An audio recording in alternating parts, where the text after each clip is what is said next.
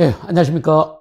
오늘 2025년 4월 5일 날 시행됐던 구급 검찰 사무직 형법에 대한 해설 강의를 좀 해보고자 합니다. 아마 이 강의를 들으신 분들은 이미 시험을 보고 가채도 해보셔가지고 나름대로 이번 시험에 합격을 예상하신 분도 계실 것이고, 또 조금 아쉽게 이번 시험을 바로 미루고 다음 시험을 대비하기 위해서 강의를 듣는 분도 계실 것이고, 또 일부는 이번 올해 시험은 안 봤다, 그런데 앞으로 이제 내년 시험을 대비하기 위해서 기출 문제가 어떻게 출제됐는가를 알기 위해서 이 강의를 수강하신 분도 계실 겁니다. 자, 일단 이제 총평으로 여러분들이 조금 이번 시험에 대한 총평으로 몇 가지를 말씀드리면, 첫째, 우리 검찰 사무직 시험이 역대로 이렇게 계속 출제되어 왔는데 올해 우리 검찰직 시험은 난도가 어땠을까? 여기에 대해서 많은 학생들이 그리고 이제 또 이 관련 강의를 하신 분들의 바로 한 목소리는 대체적으로 무난했다, 좀 쉽지 않았냐, 뭐 이렇게 말하는 것이 중론입니다. 저도 그렇게 생각합니다. 이번 시험이 예전보다는 바로 조금 난도가 낮았다, 즉 득점에 유리하게 출제됐기 때문에 고득점이 굉장히 많이 나왔을 것이다. 공부 좀 조금 하신 분들은 쉽게 고득점을 하지 않았을까 하는 생각이 들어요. 그래서 이제 바로 이 검찰직 시험이 예전과 달리 왜 쉬웠을까? 그 이유 중에 하나가요, 제가 보니까 예전에 비해서 판례의 출제 비중이 굉장히 높아졌어요. 원래 검찰직은 교수 출제이기 때문에 교수님들이 학설 같은 경우를 선호해요. 그러다 보니까 좀 이 학설 출제로 인해서 난도를 조정했는데, 이번에는 학설에 독립된 학설 문제도 없었고 지문으로 2개가 학설 지문이 나왔지만 문제는 득점에는 영향이 없는, 이 말은 뭔 말이냐, 그 학설 지문을 모르더라도 답을 고르는 데는 지장이 없었기 때문에 실은 이번 시험의 난도를 좀 낮추지 않았을까 생각이 들어요. 그래서 학설에 대한 바로 지문 문제가 많지 않았다, 대신 판례가 어느 때보다도 출제 비중이 높았다, 이렇게 여러분들에게 이번 시험이 쉬운 이유를 설명합니다. 자, 그럼 좀 구체적으로 한번 설명해 본다면, 자, 우리 이제 시험을 보니까 형법 총론과 형법 강론이 출제 비중이 뭐 예년과는 비슷했지만 약간 조금 차이가 있었던 게 뭐냐면은, 예년에는 보통 형법 총론이 13문제 정도, 강론이 7문제가 출제됩니다. 그래서 65% 대 35%였는데 이번에는 총론 비중이 좀 높아졌어요. 그러니까 이번 시험에는 총론이 14문제가 나오고 강론이 대신 6문제가 나왔어요. 그러니까 강론의 출제 비중이 굉장히 낮아졌다는 거. 그러니까 원래 검찰직 기출문제 분석에 보면 총론의 출제 비중이 높고 보통 총론이 65% 정도가 나오고 강론이 35% 정도가 나와요. 그 이유는 모르겠습니다. 왜냐하면 각종 국가고시를 보면 경찰직 같은 경우는 반반입니다. 총론 50%, 강론 50% 이렇게 나오는데, 바로 우리 검찰 사무직은 이상하게 예전부터 총론 중심의 출제입니다. 총론이 보통 65% 전후로 출제가 돼요. 그리고 이제 이와 달리 법원직은 또 달라요. 법원직은 반대로 뭐 강론이 65% 이상 출제가 되고 총론의 출제 비중이 낮습니다. 그 각 직렬의 형법의 출제 비중이 좀 다르더라고요. 그런데 우리 검찰직은 예전부터 뭐 65 대 35 정도로 총론 비중이 높았는데 이번 시험은 총론 비중이 더 높아진 것 같아요. 그래서 70%가 총론이고 30%가 강론으로 출제됐어요. 자, 그런데 이 총론에서 아까도 말씀드렸지만 예전에는 총론 문제가 학설 문제가 고득점을 방해하는 요소가 됐는데, 이번에는 학설에 독립된 문제가 출제되지 않았고 또 학설 지문 2개가 나왔지만 그 2개를 모르더라도 답을 얻을 수 있는 출제가 이루어졌기 때문에 총론도 그렇게 어렵지 않았다고 봅니다. 그리고 이제 강론은 뭐 일반적인 우리가 기출 판례라든지 충분히 예상할 수 있는 판례들을 출제했기 때문에 강론에 대한 뭐 난도도 높지 않았을 것 같아요. 그래서 일단 출제 비중이 이렇게 이루어졌다 말씀을 드리고요. 그리고 다음에 이제 두 번째 분류, 디테일하게 분류하면 판례와 이론의 비중입니다. 이번 시험은 바로 이제 판례와 이론을 비교했을 때 이번 시험이 더욱 그래요. 이게 앞으로 그럴지는 모르겠지만 출제 비중에 있어서 검찰 사무직은 다른 직렬 시험보다 그래도 이론적 출제 비중이 높았거든요. 그런데 이번에는 그런 말이 무색할 정도로 판례 비중이 높았습니다. 80개의 지문 중에, 그러니까 20문제니까 4개의 지문이니까 80개의 지문 중에서 77개의 지문이 바로 판례로 출제됐고 이론적 지문은 바로 3개의 지문밖에 안 됐어요. 그러니까 뭐 한 3.7%, 약 4%도 되지 않는, 그러니까 판례가 96% 이상을 바로 비중을 점했다는 거. 압도적이죠. 우리 검찰직이 이렇게 판례 비중이 96%를 오버하는 그런 출제는 없었던 것 같은데 올해 시험은 특히 판례 출제 비중이 높았다는 것을 알 수가 있어요.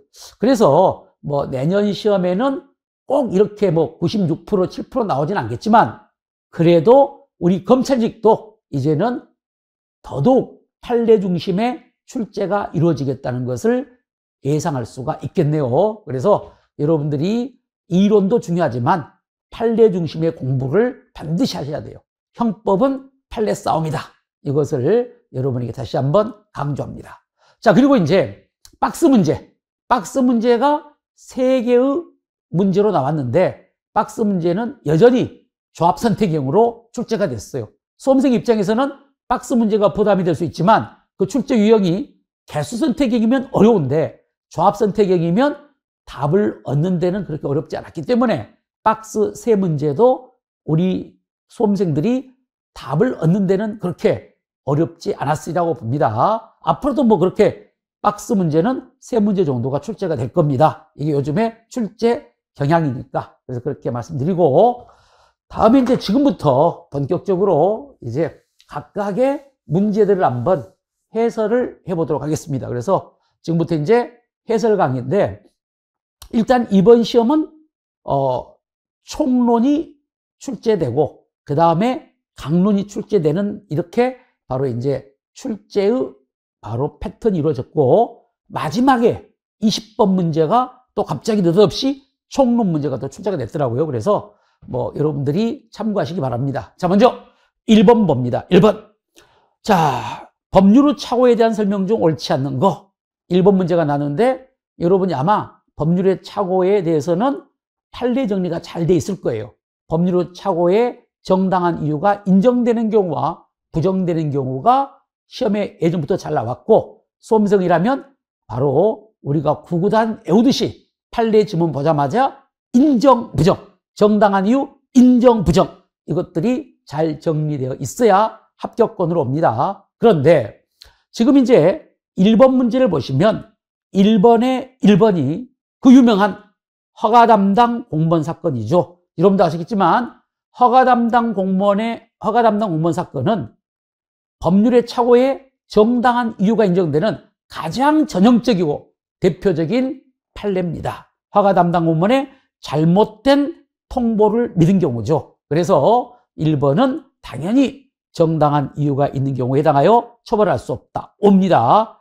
1번을 답을 하면 안 되겠죠. 옳지 않는 것이니까. 2번의 경우는 바로 이제 법률의 착오에 정당한 이유가 인정되기 위해서는 바로 이제 이 행위자의 위법성의 인식에 필요한 노력이 필요한데 이게 이제 지적 인식 능력설이라고 하는데 이때 위법성 인식에 필요한 노력의 정도도 이것도 어렵지 않은 게 기출로 자주 나와요. 참고로 말하면 지금 우리가 공부하고 있는 법률의 착오는 바로 책임론에서 공부를 합니다. 법률의 착오, 형법 16조 정당한 이유가 착오의 오인에 정당한 이유가 있는 경우에는 책임이 조각되어 벌하지 않지만 오인의 정당한 이유가 없다면 책임이 인정돼요. 책임은 행위자에 대한 비난 가능성이니까 행위자별로 따져야 됩니다. 행위자별로 따지는 거 알죠? 바로 그러다 보니까 책임은 바로 행위자에 대한 주관적, 부정적 가치 판단입니다. 그러다 보니까 2번 보시면 위법성 인식에 필요한 노력의 정도는 구체적인 행위 정황과 행위자 개인의 인식 능력, 그리고 행위자가 속한 사회 집단에 따라 달리 평가돼야 됩니다. 그렇죠? 행위자 개별적인 비난이니까 행위자의 개인의 인식 능력도 다 다를 것이고, 또 행위자가 속한 사회 집단에 따라 위법성 인식에 필요한 노력의 정도도 다르겠죠. 쉽게 말하면 시골에서 농사 짓는 농부들의 집단이냐, 아니면 법조인의 집단이냐, 국회의원의 집단이냐에 따라서 위법성 인식에 필요한 노력의 정도도 달라집니다. 그래서 끝에 행위자가 속한 사회 집단에 따라 달리 평가돼야 되는데 달리 평가되어서는 안 된다고 나왔기 때문에 2번이 틀렸고요. 2번은 기출문제로도 여러 번 나오니까 아마 2번을 답을 하는 데는 어려움이 없을 것 같아요. 그리고 3번 판례 중요하죠. 법률 위반 행위 중간에 일시적으로 판례에 따라 그 행위가 처벌 대상이 되지 않는 것으로 해석된 적이 있다 하더라도 그것만으로는 자신 행위가 처벌되지 않는 것으로 믿는데 정당한 이유가 있다 없다? 없다고 봤죠. 그래서 이 3번도 비교적 최신 판례인데 이게 불법 다시 보기 사이트 방조 사건, 불법 다시 보기 사이트 방조 사건, 그 링크 행위가 예전에는 방조로 봤다가 일시 방조를 부정했다가 최근에 다시 방조로 봤죠. 그러다 보니까 그에 대한 바로 판례입니다. 그래서 이 3번의 경우는 정당한 이유가 부정되는 경우니까 옳은 문장이 되겠고, 4번은 너무너무 쉽죠. 4번은 범죄의 성립에 있어서 위법성 인식은 범죄 사실이 사회 정의와 조리에 반한다는 것을 인식하는 것으로 족합니다. 그러니까 자기 행위가 사회 정의나 조리에 반한다는 인식만 있으면 되는 것이고, 구체적인 해당 법조문까지 인식할 걸 요하지는 않죠. 즉 위법성 인식의 정도에 대한 굉장히 쉬운 판례입니다. 이걸 틀리면 여러분들이 공부를 안 했다고 생각하면 돼요. 생각해봐. 위법성 인식이 있냐 없냐를 판단할 때 위법의 정도를 그러면 구체적인 해당 법조문까지 인식해야만 위법성 인식이 있다고 볼 수가 있겠습니까? 그럼 말도 안 되죠. 그래서 2번이 답이 되겠습니다. 다음 2번 부작위범. 자, 부작위범도 뭐 기출로 자주 나왔기 때문에 여러분들의 대비가 철저히 이루어졌겠죠. 1번에 조심할 거.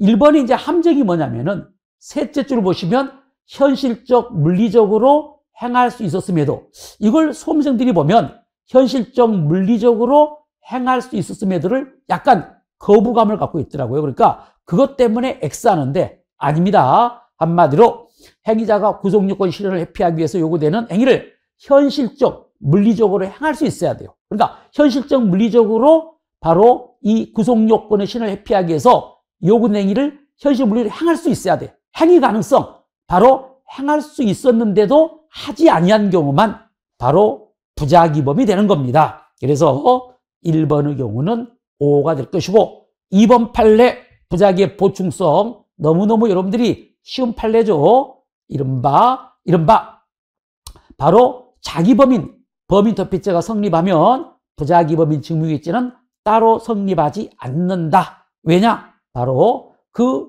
부작위, 바로 직무유기죄에 있어서의 직무유기죄가 부진정 부작위범인데 이 직무유기의 위법 상태가 자기범인 범인 도피죄에 바로 흡수가 되기 때문에 따로 이 직무유기죄는 성립하지 않는다는 것이 판례의 입장입니다. 그래서 2번의 경우는 5가 되겠네요. 그리고 3번 건축자재 방치사건, 이것도 여러분들이 바로 출제가 많이 이루어진 판례인데 자기와 부작위의 동가치성, 즉 상응성이죠. 이걸 우리가 이제 행위정형의 동가치성이라고 하는데, 일단 부진정 부작위범이 인정되기 위해서는 적극적인 자기와 소극적인 부작위가 형법상 같은 가치로 평가될 수 있어야 돼요. 즉 바로 상응성이 있어야 되는데 3번의 경우는 단순히 건축자재를 공사 완료 후에 치우지 않는 행위를, 이 부작위를 자기에 의한 업무 방해행위와 동등한 형법적 가치가 있다고 볼 수는 없죠. 즉 자기와 부작위의 상응성이 인정될 수 없기 때문에 바로 부진정 부작위범이 될 수가 없어요. 그래서 부작위한 업무방해죄가 될 수 없다는 판례, 건축자재 방치 사건이죠. 3번이 틀렸네요. 그리고 4번은 부작위범 사이에 공동정범도 가능하죠. 요건 첫째, 다수의 부작위범에게 공통된 의무가 부여되어 있어야 되고, 두 번째 요건, 그 의무를 공통으로 이행할 수 있을 때만 부작위범 사이에 공동정범 성립은 인정됩니다. 그래서 4번은 5가 되겠습니다. 답은 3번이 되겠죠. 3번, 공동정범에 관한 설명으로 옳은 거 1번. 자, 여러분들이 공모의 내용입니다. 여러분들이 잘 아시겠지만 공모의 내용에서 이 공동가공의사 공모는 타인의 범행을 인식하면서도 바로 제재하지 아니하고 용인한 것만 갖고는 부족합니다. 기억나시죠? 우리 판례 보시면 그대로 가만히 앉아있다 사건에서 보시면 단순히 타인의 범행을 인식하면서도 이를 제재하지 않고 바로 따라만 다니는, 용인하는 것만 갖고는 간간의 공모를 볼 수 없다고 그랬죠. 더 나아가서 공동의 의사로 특정한 범죄 행위를 하기 위해서 일체가 되어 서로 다른 사람의 행위를 이용하여 자기 의사를 실행해 옮기는 것을 내용으로 해야 돼요. 그래서 바로 1번의 경우는 X가 되겠네요.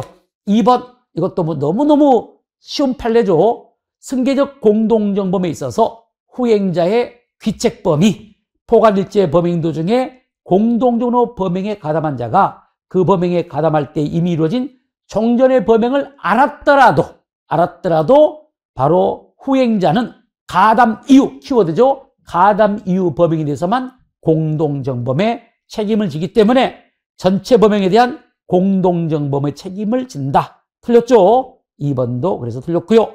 3번, 비대한 강도범 사건, 비대한 강도 상해범 사건이죠. 자, 공모 공동정범에 있어서 공모관계의 이탈, 공모관계 이탈이 있으면 다른 공모자가 실행에 착수 이전에 이탈하면 공동정범 책임을 지지 않습니다. 그때 바로 공모관계 이탈을 인정하기 위해서는 바로 반드시 이탈의 표시가 명시적임을 요하지 않습니다. 그런데 만약에 그 공모관계에 있어서 그 공모에 주도로 참여한 경우, 공모의 단순 공모자가 아니라 공모에 주도적으로 참여한 자는 공모관계 이탈이 인정되기 위해서 이 요건, 공모관계 이탈이 인정되기 위한 요건이 좀 어려워요. 그게 뭐냐? 단순히 약속 장소나 범행 장소에 가지 않는 것만 갖고는 바로 공모 이탈로 볼 수 없습니다. 자기가 공모에 주적으로 참여했기 때문에 다른 공모자의 실행에 미친 영향력을 제거하기 위해서 적극적으로 노력하는 등 바로 실행에 미친 영향력을 제거해야 됩니다. 알겠죠? 그래서 단순히 숨이 가빠가지고 길가에 앉아가지고 바로 헐떡거리고 있는 것만 갖고는 공모관계 이탈로 볼 수 없다는 것이 비대한 강도 상해범 사건이었죠. 그래서 3번의 경우는 5가 되고 시험에 뭐 기출로도 자주 나왔으니까 여러분이 답을 얻는 데는 어려움이 없었을 거예요. 그리고 이제 4번, 우리 판례는 1998년부터 합동범의 공동정범을 인정합니다. 그 요건.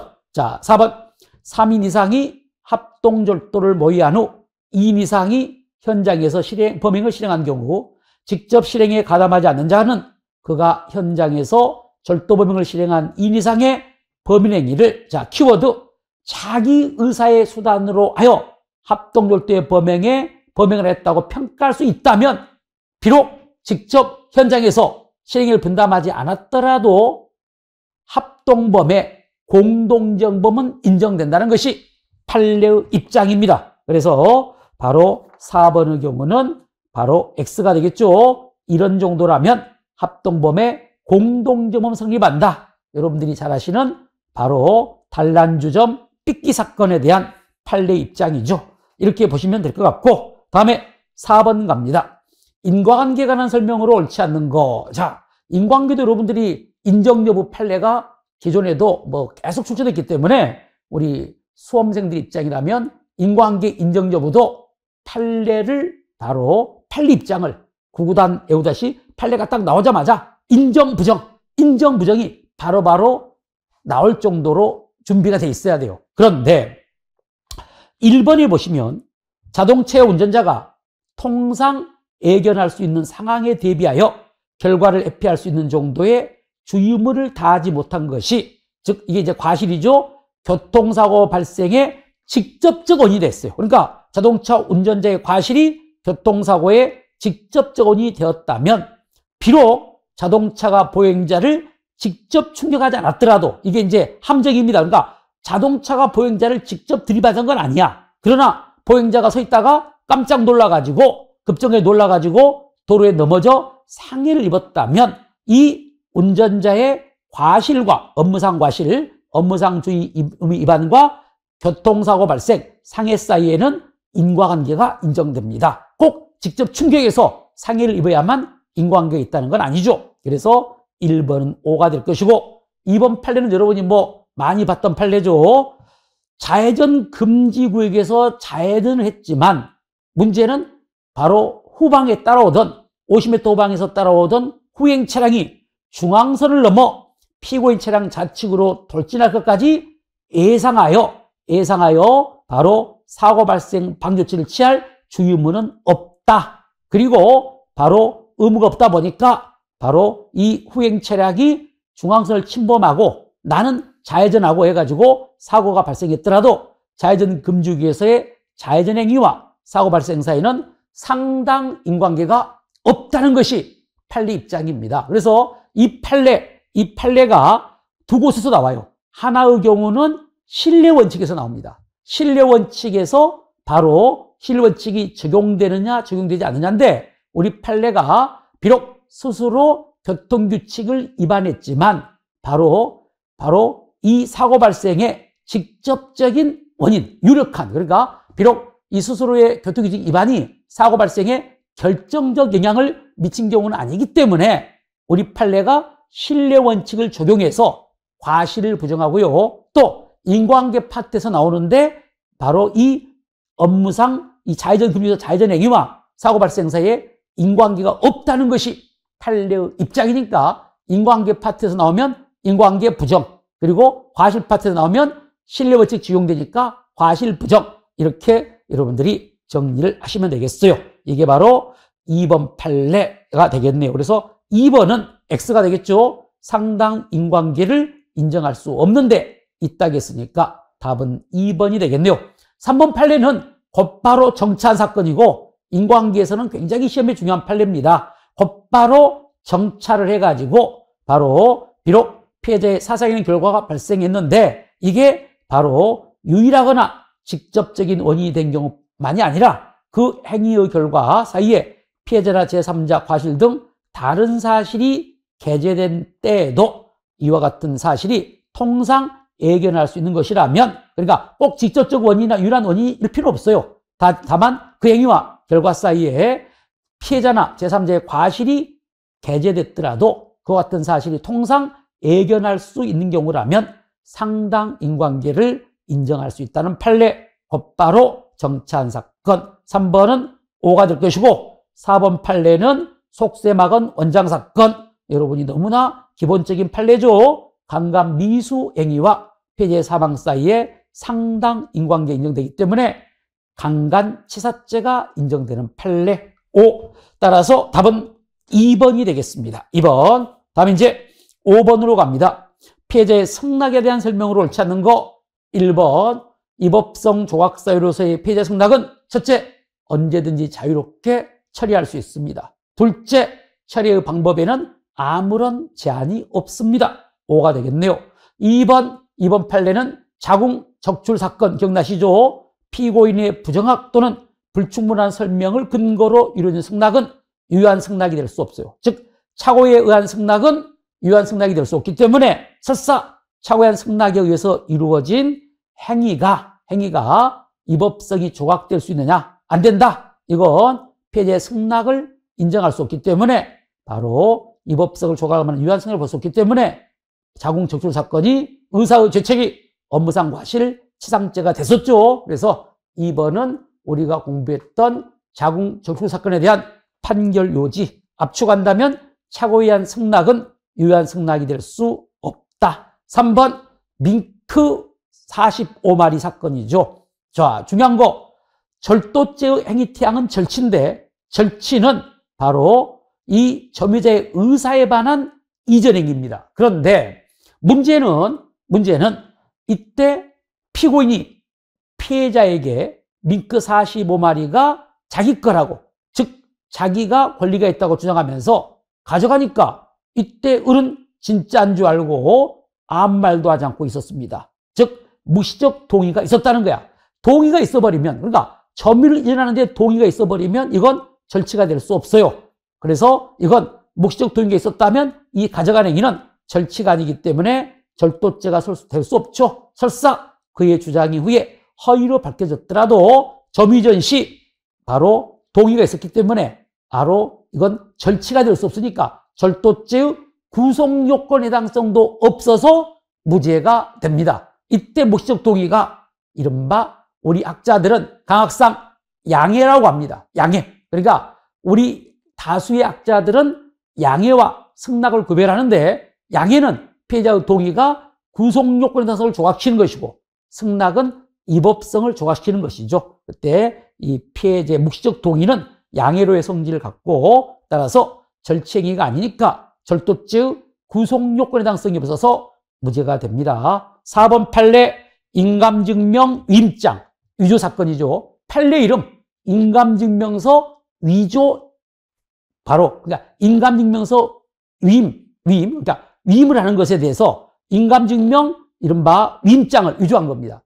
인감증명 위임장 위조 사건은 판례 이름이 위조 사건이야. 그러니까 일단 제가 판례를 위조를 왜 넣냐면은 인감증명 위임장을 아버지가 죽었는데 아버지가 죽었으니까 이제 인감증명 위임을 하지 않았겠죠. 근데 마치 아버지가 살아서 인감증명 위임장을 바로 이른바 발급받으라고 위임장을 위조했을 때 이것은 논점 문서 명의인이 생존하고 있다는 점이 문서의 중요한 내용. 그러니까 인감증명 위임장을 써줬다는 것은 전제가 바로 이 문서의 명의인이 생존하고 있다는 점이 문서의 중요한 내용을 이루고 있죠. 또는 그 점을 전제로 문서가 작성됐기 때문에 만약에 사망한 명의자의 승낙이 추정된다면 사문서 위조죄의 성립은 부정된다. 아닙니다. 방금처럼 문서의 중요한 내용을 이루거나 그 점을 전제로 문서가 작성되어 있다면 바로 사망자 명의자의 승낙은 추정될 수가 없습니다. 따라서 이 경우는 위조가 됩니다. 그래서 사문서 위조죄가 성립한다. 그래서 4번은 X 인감증명 위임장 위조 사건. 아버지가 돌아가셨는데 거짓말로 아버지가 아버지 명의의 그러니까 아버지 인감증명을 발급받으라고 위임한 것처럼 위임장을 아버지 명의로 위조했을 때 이 경우는 사망한 아버지의 승낙이 추정된다고 볼 수 없고 따라서 사문서 위조죄가 성립합니다. 4번이 답이 되네요. 6번 계속범에 관한 설명으로 옳지 않은 거. 요즘 각종 국가고시에 범죄의 분류에 관한 판립장들이 잘 나오더라고요. 그래서 뭐 공무집행방해죄는 추상적 연범이다. 또 지금 보다시피 바로 그 범인도피죄는 계속범이다. 일반 교통방해죄는 계속범이다. 뭐 내란죄는 상태범이다. 뭐 이런 판례가 범죄에 대한 범죄의 분류를 바로 판시한 경우들은 조심할 필요가 있어요. 1번 아청법상 11조 5에서 정한 성착취물 소지죄. 여러분이 성착취물 소지죄는 행위태양이 소지입니다. 그러니까 아동 청소년 성착취물임을 알면서 소지하는 행위를 처벌하는데 이 소지란 말은 뭡니까? 소지는 자기가 지배할 수 있는 상태에 두고 지배관계를 지속시키는 행위입니다. 그러니까 소지는 바로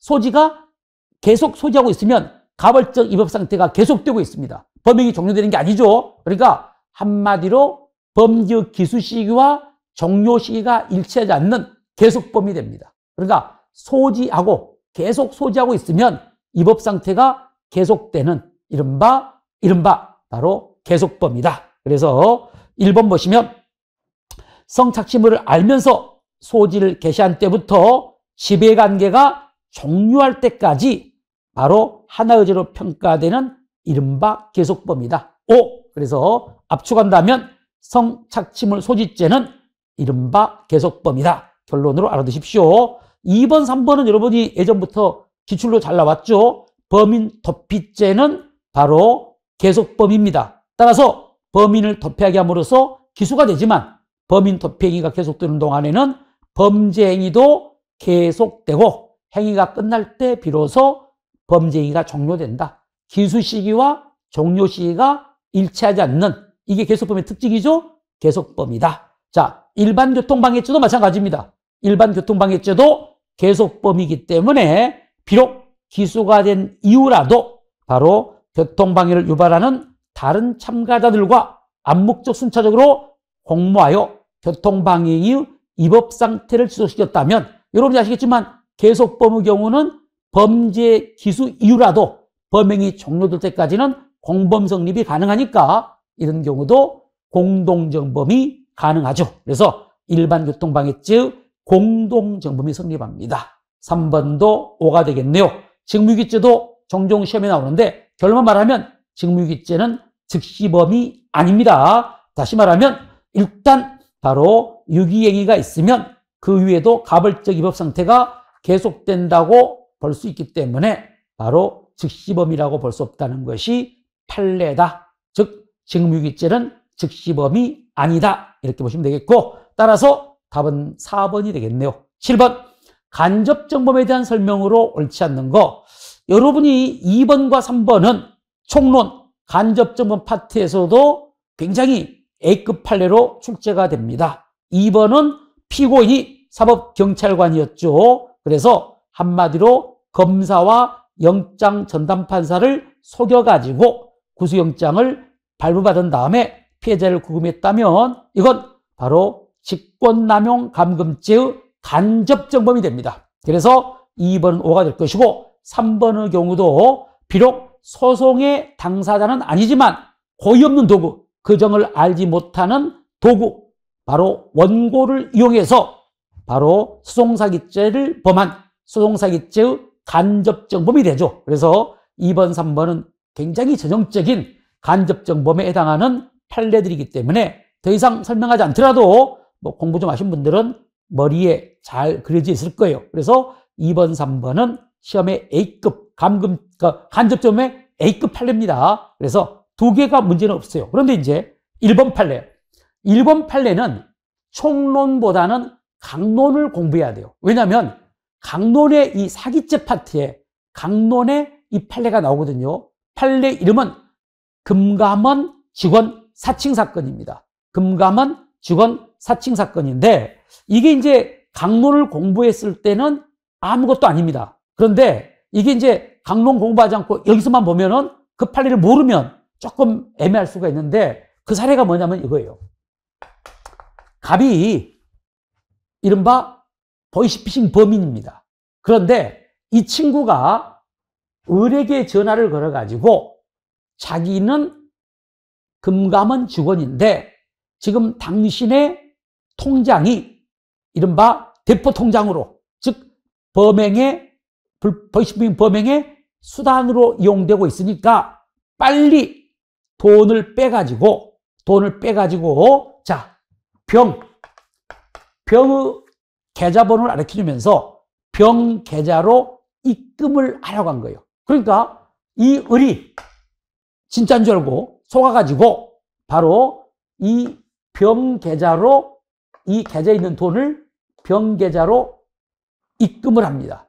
그런데 이때 갑이 또 전화를 겁니다. 병한테 걸면서 지금 너 통장에 알 수 없는 사람이 돈을 예컨대 뭐 1억을 입금했을 것이다.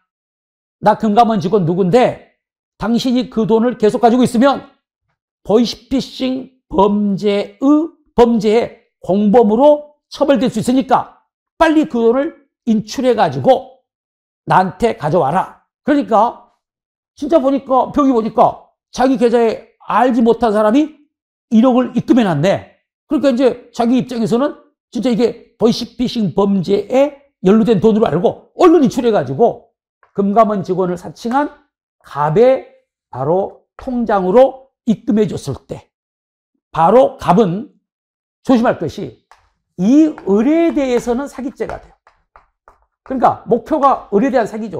사기죄가 되는데 이 병에 대한 사기죄는 안 됩니다. 그러니까 병은 의뢰에 대한 사기의 범행의 수단으로 이용된 자입니다.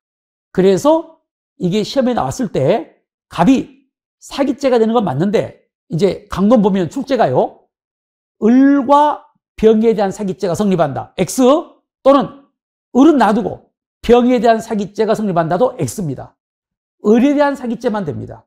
병에 대한 사기죄는 안 됩니다. 이게 그 유명한 금감원 직원 사칭 사건인데 이걸 여러분이 머릿속에 그려보면서 문제를 한번 봅시다. 자, 우리가 이제 지금 보고 있는 1번 판례 간접정범을 통한 범행에서 피용자는 지금 이 피용자 병입니다. 병은 간접정범의 의사를 실현하는 수단으로서의 지위를 가질 뿐이므로 피해자에 대한 사기범행을 피해자는 을입니다. 을에 대한 사기범행을 실현하는 수단으로서 타인을 기망하여 그를 피해자로부터 편취한 재물이나 재산상 이익을 전달하는 도구, 이게 병이 전달하는 도구죠. 도구로서만 이용한 경우에는 편취의 대상인 재물 또는 재산상 이익에 관하여 피해자에 대한 을에 대한 사기죄만 성립할 뿐 도구로 이용된 바로 타인에 대한 사기죄가 즉 병에 대한 사기죄는 별도로 성립하지 않습니다. 알겠죠? 그러니까 바로 지금 갑은 을에 대한 사기죄만 되고 이 병은 바로 자기 사기범행 실현의 수단으로 이용된 이 타인 병은 이른바 자기의 재물이나 재산상 이익을 전달하는 도구로만 이용됐기 때문에 그에 대한 사기죄는 성립하지 않는다는 겁니다. 그게 바로 1번이죠. 그래서 1번은 바로 O가 되겠네요. 자, 우리가 이제 학설로서 나오는 거. 그런데 이게 아마 공부를 하지 않았을 거예요. 우리 수험생들이. 왜냐면은 이게 너무 깊이 들어가다 보니까 기본 강의 때 정범 배우의 정범 이론, 정범 배우의 정범 이론, 다른 말로 배우 정범 이론을 보통 강의를 안 하고 또 기출문제도 없어요.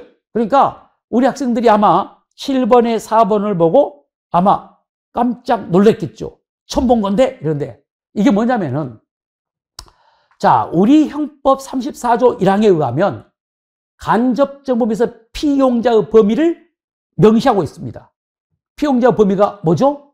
언행위로 처벌되지 아니하는 자 또는 과실범으로 처벌된 자입니다. 그러니까 우리 형법에 의하면 고의범으로 처벌된 자를 이용한 간접정범은 인정될 수 없습니다. 즉 간접 피용자가 우리 형법상 간접 피용자가 고의범으로 처벌되는 자는 될 수가 없다는 겁니다. 그런데 독일 이론에 의하면 독일의 학설입니다.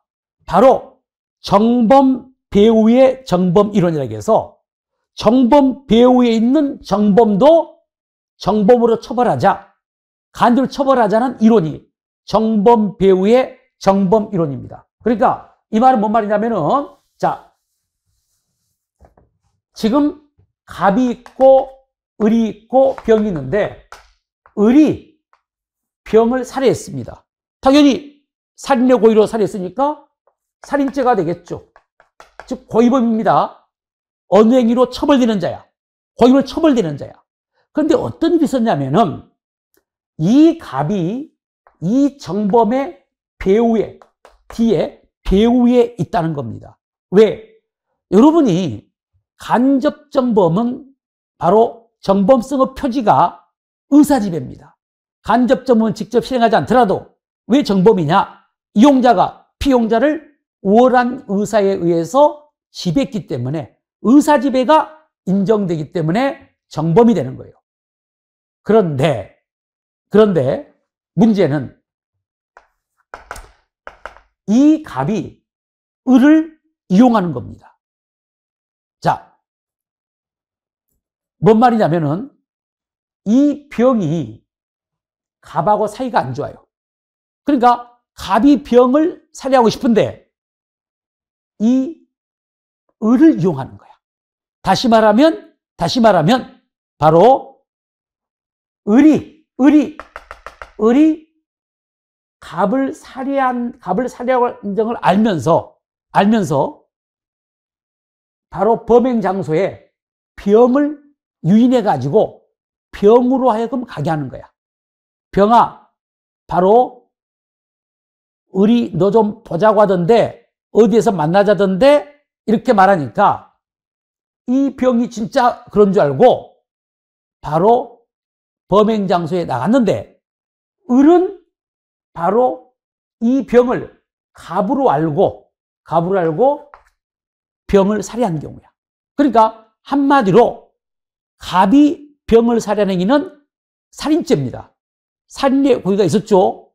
그런데 이때 갑이 바로 이 정범을 배후 위에서 조종하는 정범이다. 그러니까 갑도 살인 즉 간접 정범으로 보자는 견해가 정범 배후의 정범 이론입니다. 알겠죠? 그러니까 다시 말하면 바로 이 갑이란 사람이 을을 이용하는 거야.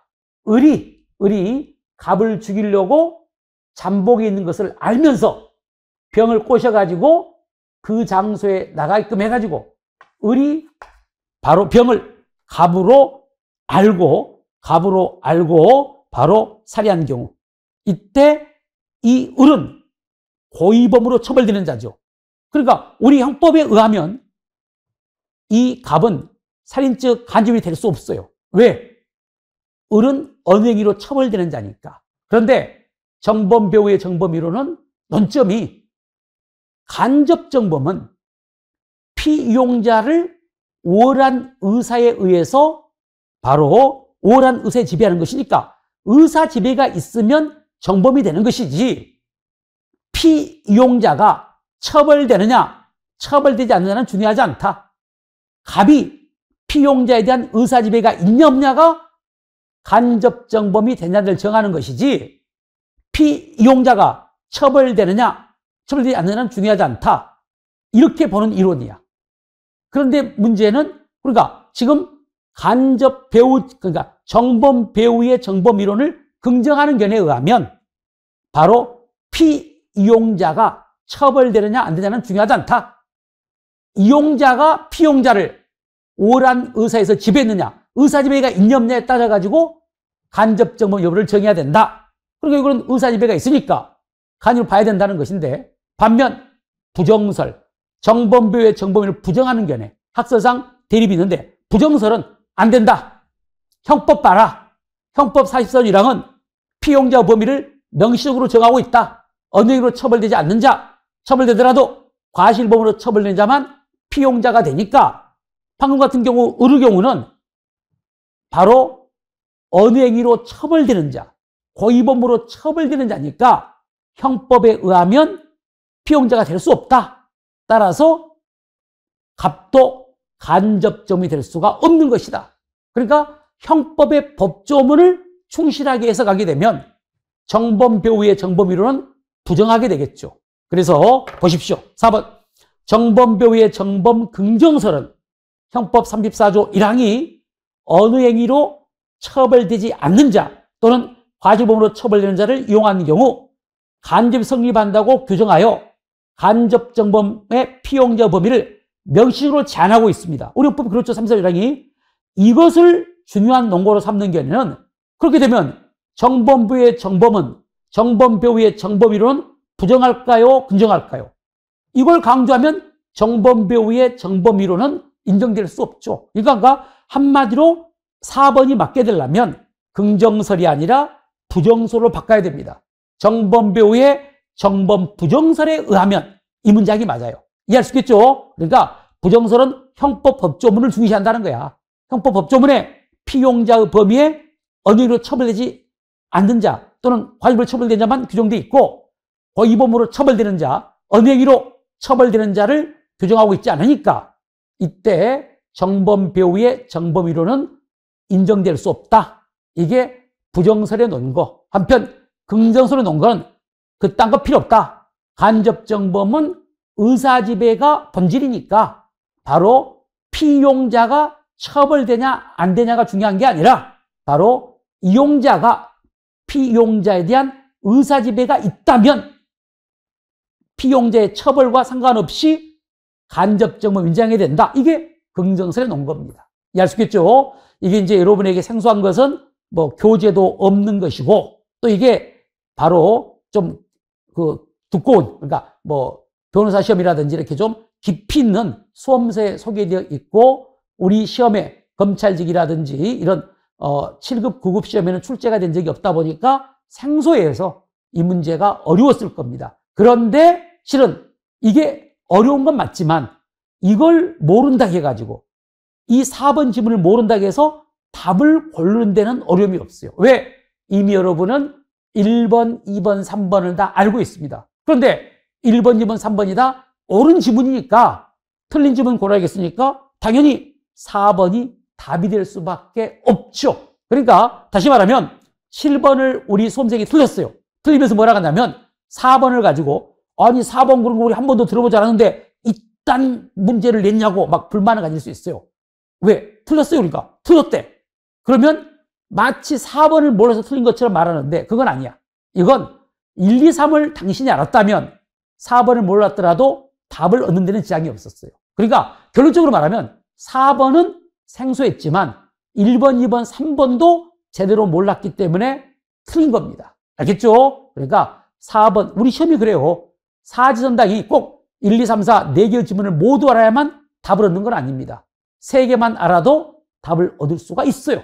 바로 이 7번이 그렇죠. 그래서 1, 2, 3은 여러분이 이미 알고 있는 판례다. 근데 다 맞더라.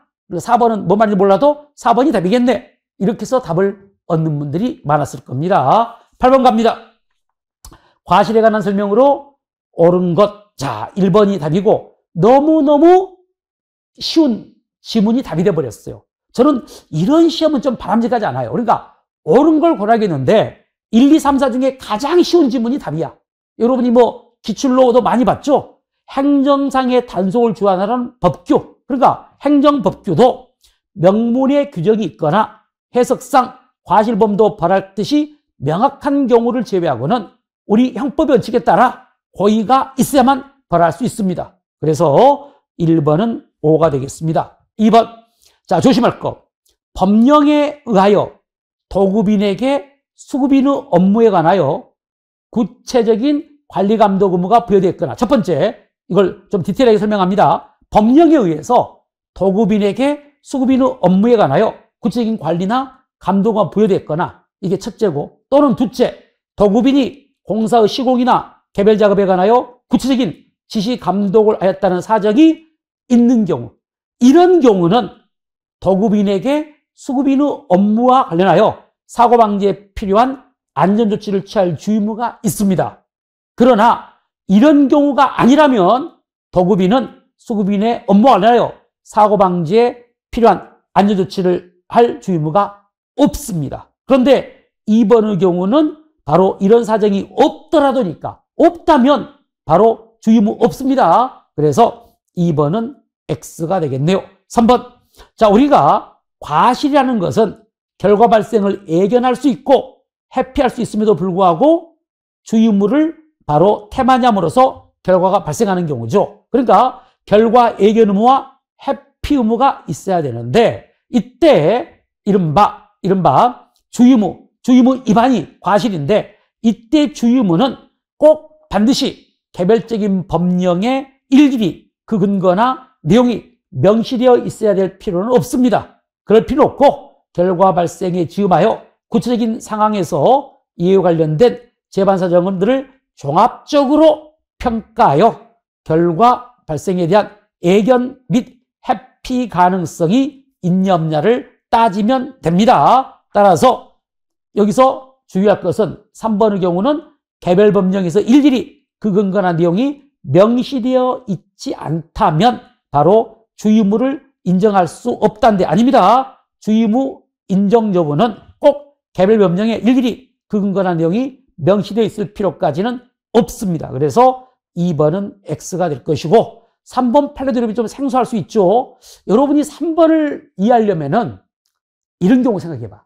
성형외과에서 지금 여성의 성형수술을 하는데 양악수술을 할 때 마취 주사를 해야 되겠죠? 거기 보면 가끔 광고 보면 압구정이라든지 뭐 강남의 유명한 성형 그 병원 보면은 본 병원에는 마취 전문의가 상주하고 있습니다. 막 이런 그 광고를 하잖아. 그때 자, 성형외과 의사와 마취과 의사를 생각해 보십시오. 의사가 환자에 대해서 주된 의사의 지휘에서 진료하는 경우 다른 의사에게 그 관련된 협의 진료를 의뢰한 경우처럼 서로 대등한 지위에서 그러니까 성형외과 의사, 마취과 의사 대등한 지위에서 각자의 의료 영역을 나누어 성형외과 의사는 이제 뭐 뼈를 깎고 마취 의사는 마취를 하겠죠. 각각의 의료 영역을 나누어 환자 진료 일부를 분담했더라도 핵심 진료를 분담받은 다른 의사의 자 마취과 의사의 전적인 과실 키워드 전적인 과실입니다. 그러니까 진료를 분담하는 다른 의사의 전적인 과실로 환자에게 발생한 결과에 대해서는 바로 아무리 주된 의사의 지위에 있는 의사라도 바로 과실 책임을 인정할 수 없습니다.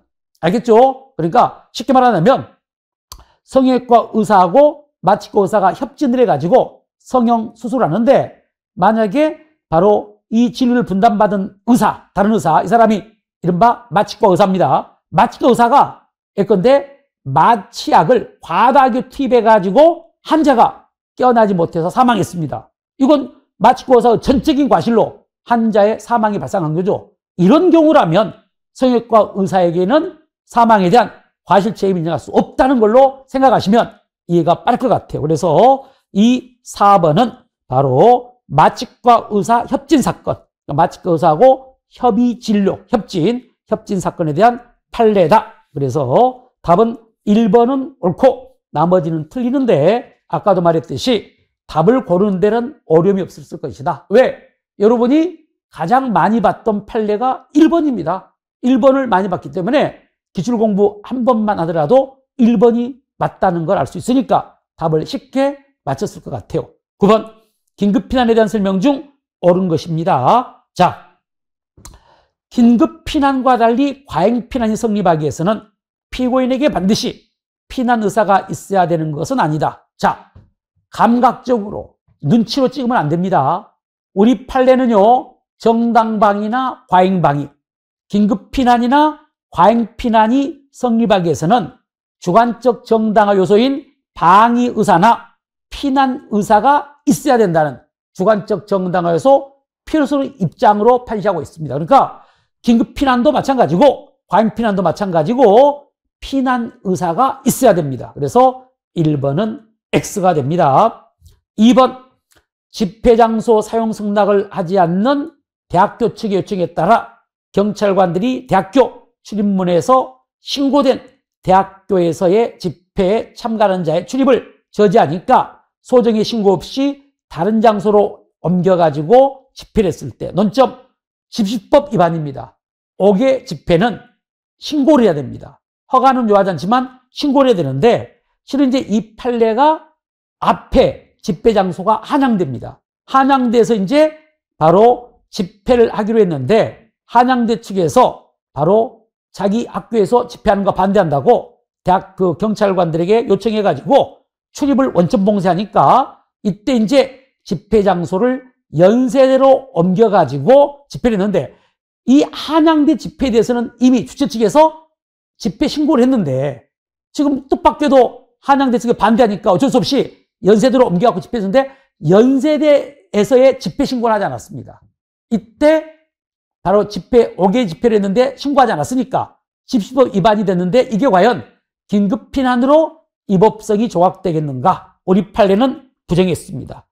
바로 연세대학교에서 집회를 했는데 그 신고 없이 한 집회는 급박한 현지의 위난을 피하기 위한 부득이한 것이라고 볼 수는 없기 때문에 집시법 위반의 바로 성립을 인정한 판례, 즉 이른바 긴급피난 부정되는 판례입니다. 3번 쉽죠? 자, 여러분들이 정당방위와 긴급피난은 둘 다 공의 성립하기 위해서는 상당한 이유가 있어야 되는데 상당성 판단이 좀 달라요. 다시 말하면 정당방위는 상당성 판단에 균형성의 원칙이나 보충성의 원칙을 요하지 않습니다. 기억나시죠? 그러나 긴급피난은 상당한 이유가 인정되기 위해서는 보충성의 원칙, 균형성의 원칙이 다 요구됩니다. 보충성의 원칙이 바로 여기 나와 있는 위난에 처한 법익을 보호하기 위한 유일한 수단이 된다. 이게 보충성의 원칙입니다. 그러니까 정당방위와 달리 긴급피난의 경우는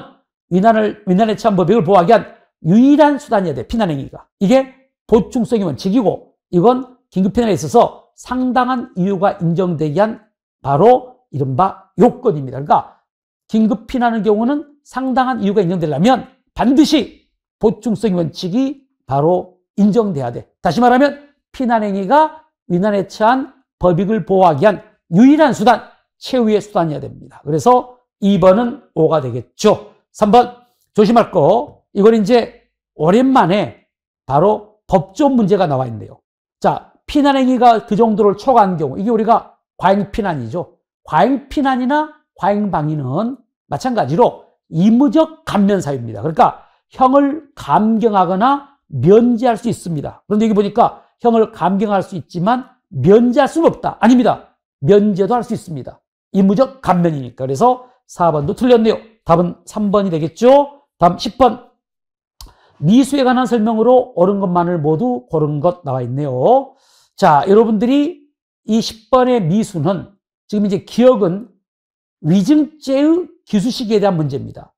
법정에서 선산 증인이 일단 기억에 반하는 허위의 진술을 하였더라도 자, 신문이 끝나기 전에 진술을 철회 시정해버리면 위증죄의 기수가 될 수 없어요. 그러니까 위증죄의 기수가 되려면 신문 진술이 종료된 때니까 바로 일단 허위의 진술했더라도 신문이 끝나기 전에, 키워드 신문이 끝나기 전에, 신문 진술이 종료되기 전에 진술을 철회 시정해버리면 위증죄는 기수가 될 수 없고, 두 번째, 위증죄는 미수범 처부정이 없어요. 그렇기 때문에 위증죄가 기수가 될 수 없는데 미수범 처부정도 없기 때문에 미수도 될 수가 없습니다. 그래서 중지미수라고 되어 있는데 중지미수도 미수를 처벌하는 적이 있을 때만 중지미수가 되는 것이지 위증죄는 미수범 처부정이 없으니까 중지미수가 될 수도 없습니다. 기억 X. 자, 니은의 경우는 여러분들이 공부했던 이른바 청광상해 사건 기억나시죠? 첫 번째, 자신의 범행 전력 등을 생각하여 가책을 느낀 나머지 일단 자의성이 인정됩니다. 그런데 이 판례는, 니은은 자의성 인정 여부가 문제가 되는 게 아니고 바로 공범과 중지미수, 공범관계에 있을 때 중지미수가 성립하기 위한 요건과 효과에 관한 문제죠. 그런데 이 망을 보고 있던 갑이 바로 가책을 느낀 나머지 공범자의 침입 사실을 알려가지고 그를 체포하게 하였다면 적극적으로 공범자의 범행 결과 발생을 방지했으니까 중지미수가 성립합니다. 그리고 반면에 다른 공범자는 뜻밖의 지금 체포됐으니까 장애미수가 되죠. 그래서 갑은 이른바 중지미수, 을은 장애미수가 되는데 중지미수는 필요적 감면이니까 갑에 대해서는 형을 감경하거나 면제한다는 거 맞죠? 필요적 감면이니까 갑에게는 형을 감경하거나 면제하는 거 맞는데 을의 경우는 장애미수가 되니까 장애미수는 의무적 감경이죠. 그래서 을에 대해서는 형을 감경할 수 있죠. 장애미수는 의무적 감경이죠. 그래서 D가 틀렸네요. 을에 대해서는 형을 감경할 수 있습니다. 의무적 감경. 그리고 디귿번 텐트 강간 사건이죠. 자, 공범자 중 1인이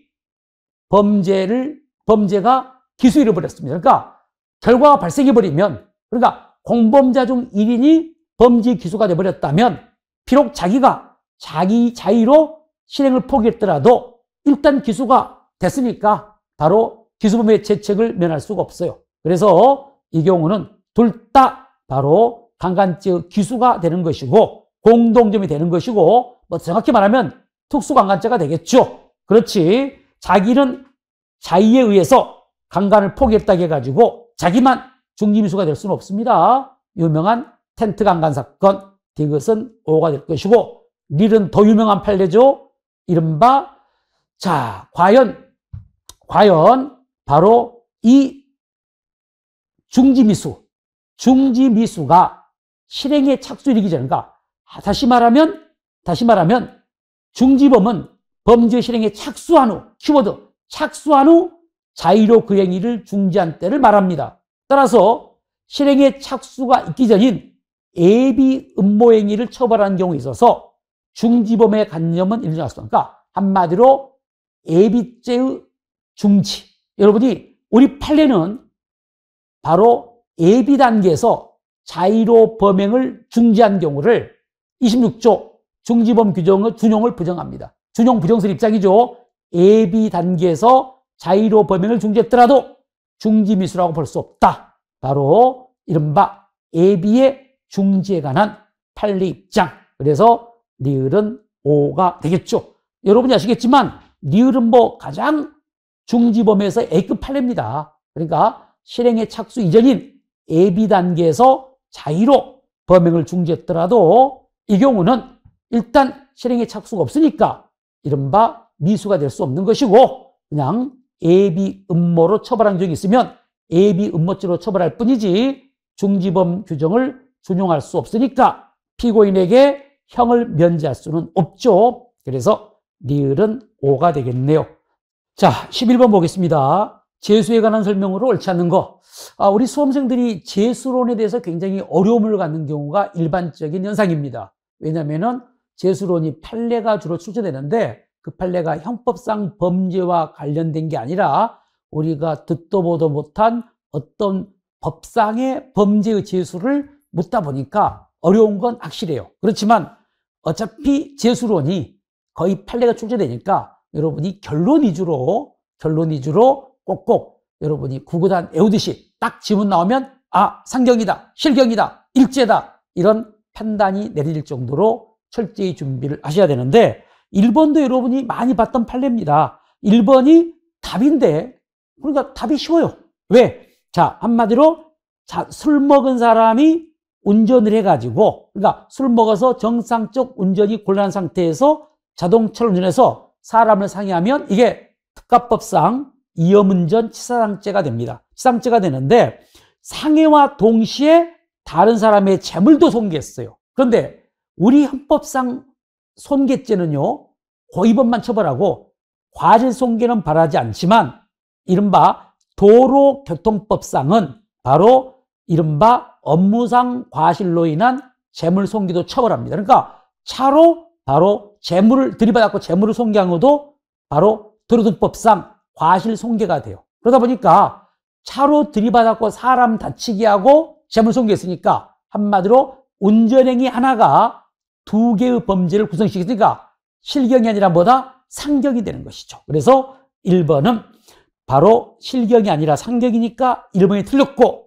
1번이 답입니다. 다음, 자, 2번을 보시면 이것도 뭐 여러분이 너무나 기본적인 판례, 하나의 사건에 관하여 한 번 선사한 증인이 같은 기일에 여러 차례, 수차례 걸쳐서 허인수를 하더라도 이건 하나의 범죄 의사에 의하여 계속하여 허인수를 한 경우이기 때문에 의사표현설에 입각하면 바로 단일한 범위에 의해서 이루어진 수개의 위증은 포괄하여 일죄가 됩니다. 그리고 3번은 불가벌적 사후행위죠.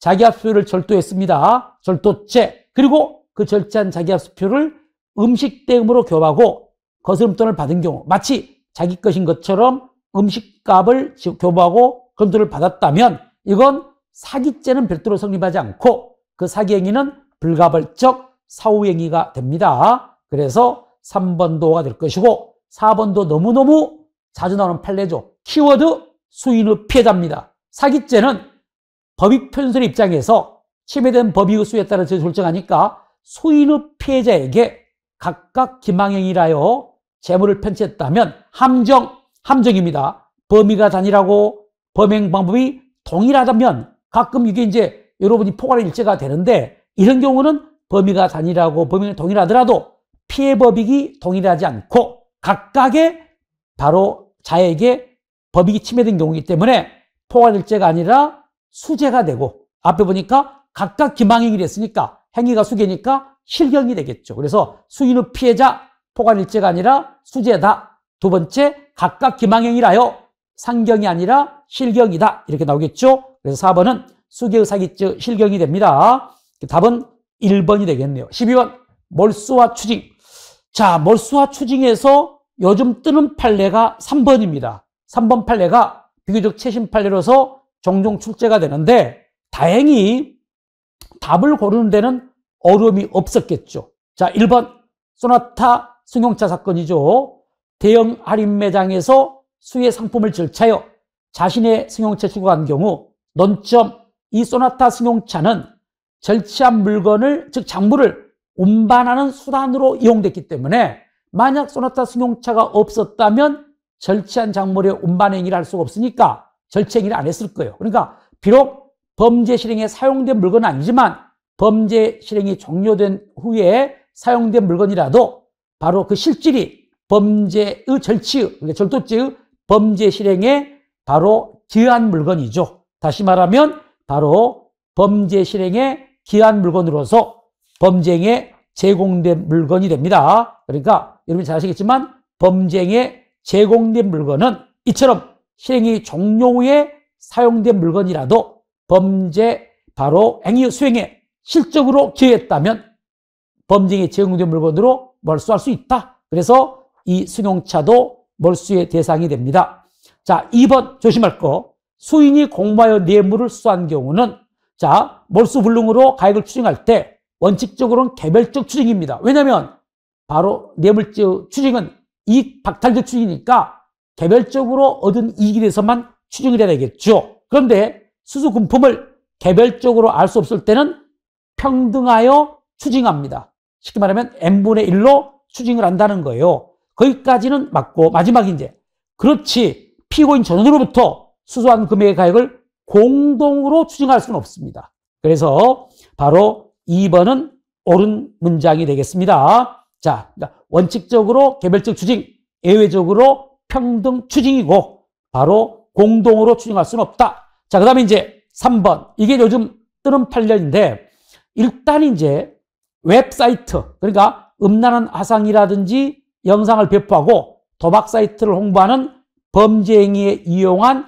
웹사이트는 물건이 아닙니다. 무형적 바로 이른바 재산에 불과할 뿐이지 물건이 아니기 때문에 몰수의 대상이 될 수 없어요. 우리 형법상 몰수의 대상은 바로 물건이어야 됩니다. 범죄행위에 제공된 물건, 제공하려는 물건, 범죄행위로 생한 물건, 취득한 물건 이렇게 물건이어야 되는데 이 웹사이트는 바로 물건이 아니고 아까도 말했지만 범죄행위에 제공된 무형의 재산일 뿐이기 때문에 몰수의 대상이 될 수가 없어요. 따라서 그 웹사이트 매각으로 취득한 대가도 48조 1항 바로 그 2호에도 해당하지 않고 또 2항에도 2호의 대가인 2항에도 해당하지 않기 때문에 추징의 대상이 될 수 없습니다. 그래서 웹사이트를 매각하여 취득한 대가는 몰수할 수 없다. 그래서 몰수 추징할 수 없으니까 3번은 5가 되겠네요. 자, 그 다음에 이제 4번. 여러분이 너무나 잘 아는 판례. 몰수나 추징이 공소시효와 관련이 있더라도 그 공소사실에 관하여 키워드 이미 공소시효가 완성되어 유죄의 선고를 할 수 없다면 몰수나 추징도 할 수가 없습니다. 왜? 우리 법제상 공소제기 없이는 형벌인 몰수나 추징을 선고할 수가 없기 때문에 이미 공소시효가 완성되어서 유죄를 선고할 수 없다면 바로 이른바 공소제기가 있을 수 없고 따라서 따로이 몰수나 추징만 할 수는 없죠. 그래서 4번의 경우는 X가 되겠습니다. 4번은 뭐 기존에도 여러 번 기출로 나왔고 여러분이 몰수 추징에서는 항상 A급이 되는 판례이기 때문에 답을 고르는 데는 4번을 고르는 데는 지장이 없으리라고 봐요. 13번 기대 가능성. 자, 13번의 1번도 여러분이 생전 처음 본, 이게 이제 어려운 바로 학설입니다. 그래서 아까 말한 정범 배우 정범이 일어나고 13번의 1번 이 두 개가 학설 문제로 등장했는데 다 여러분이 미처 대비하지 못한 학설 문제다 보니까 어려움이 있었을 거예요. 자, 기대 불가능한 사정이 없음에도 불구하고 자기는 있다고 오인한 경우입니다. 그러니까 우리가 대표로 예를 들면 강요된 행위. 여러분이 강요된 행위가 기대 가능성이 없기 때문에 책임이 조각되는 경우 아닙니까? 그런데 이때 피강요자에게 강제 상태가 없었어. 그러니까 저항할 수 없는 폭력이라든지 자기나 또는 친족의 생명, 신체에 대한 방어할 방법이 없는 협박이 있어야 되는데 없었어. 그러니까 강요된 행위가 인정되려면 아까 말한 것처럼 강제 상태, 폭력이나 협박이 있어야 되는데 실은 객관적으로 없습니다. 없는데도 자기는 있다고 생각하고 바로 강요된 행위를 한 경우야.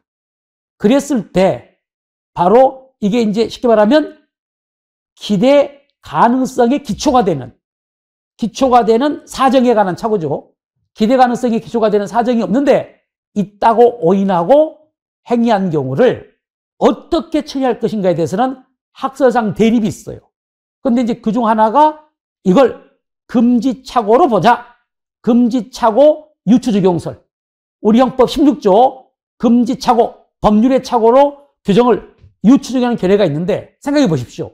16조가 법률의 착오니까 만약 이 기대 가능성에 기초가 되는 사정에 관한 착오를 금지착오로 보게 되면 16조를 적용한다는 거예요. 그래서 그 오인에 정당한 이유가 있으면 책임이 조각되어 발하지 않는 것이고 오인에 정당한 이유가 없으면 책임을 인정해서 발하겠다는 겁니다. 그런데 여기 보니까 그 착오에 정당한 이유가 있으면 책임이 조각되고 정당한 이유가 없으면 책임을 인정할 수 있다. 맞는 말이죠. 1번은 금지착오로 보면 16조에 의해서 해결을 하니까 1번은 옳은 설명이 됩니다. 그런데 여러분이 13번의 1번도 생소한 처음 보는 문제예요. 그러나 실망할 필요가 없습니다. 왜?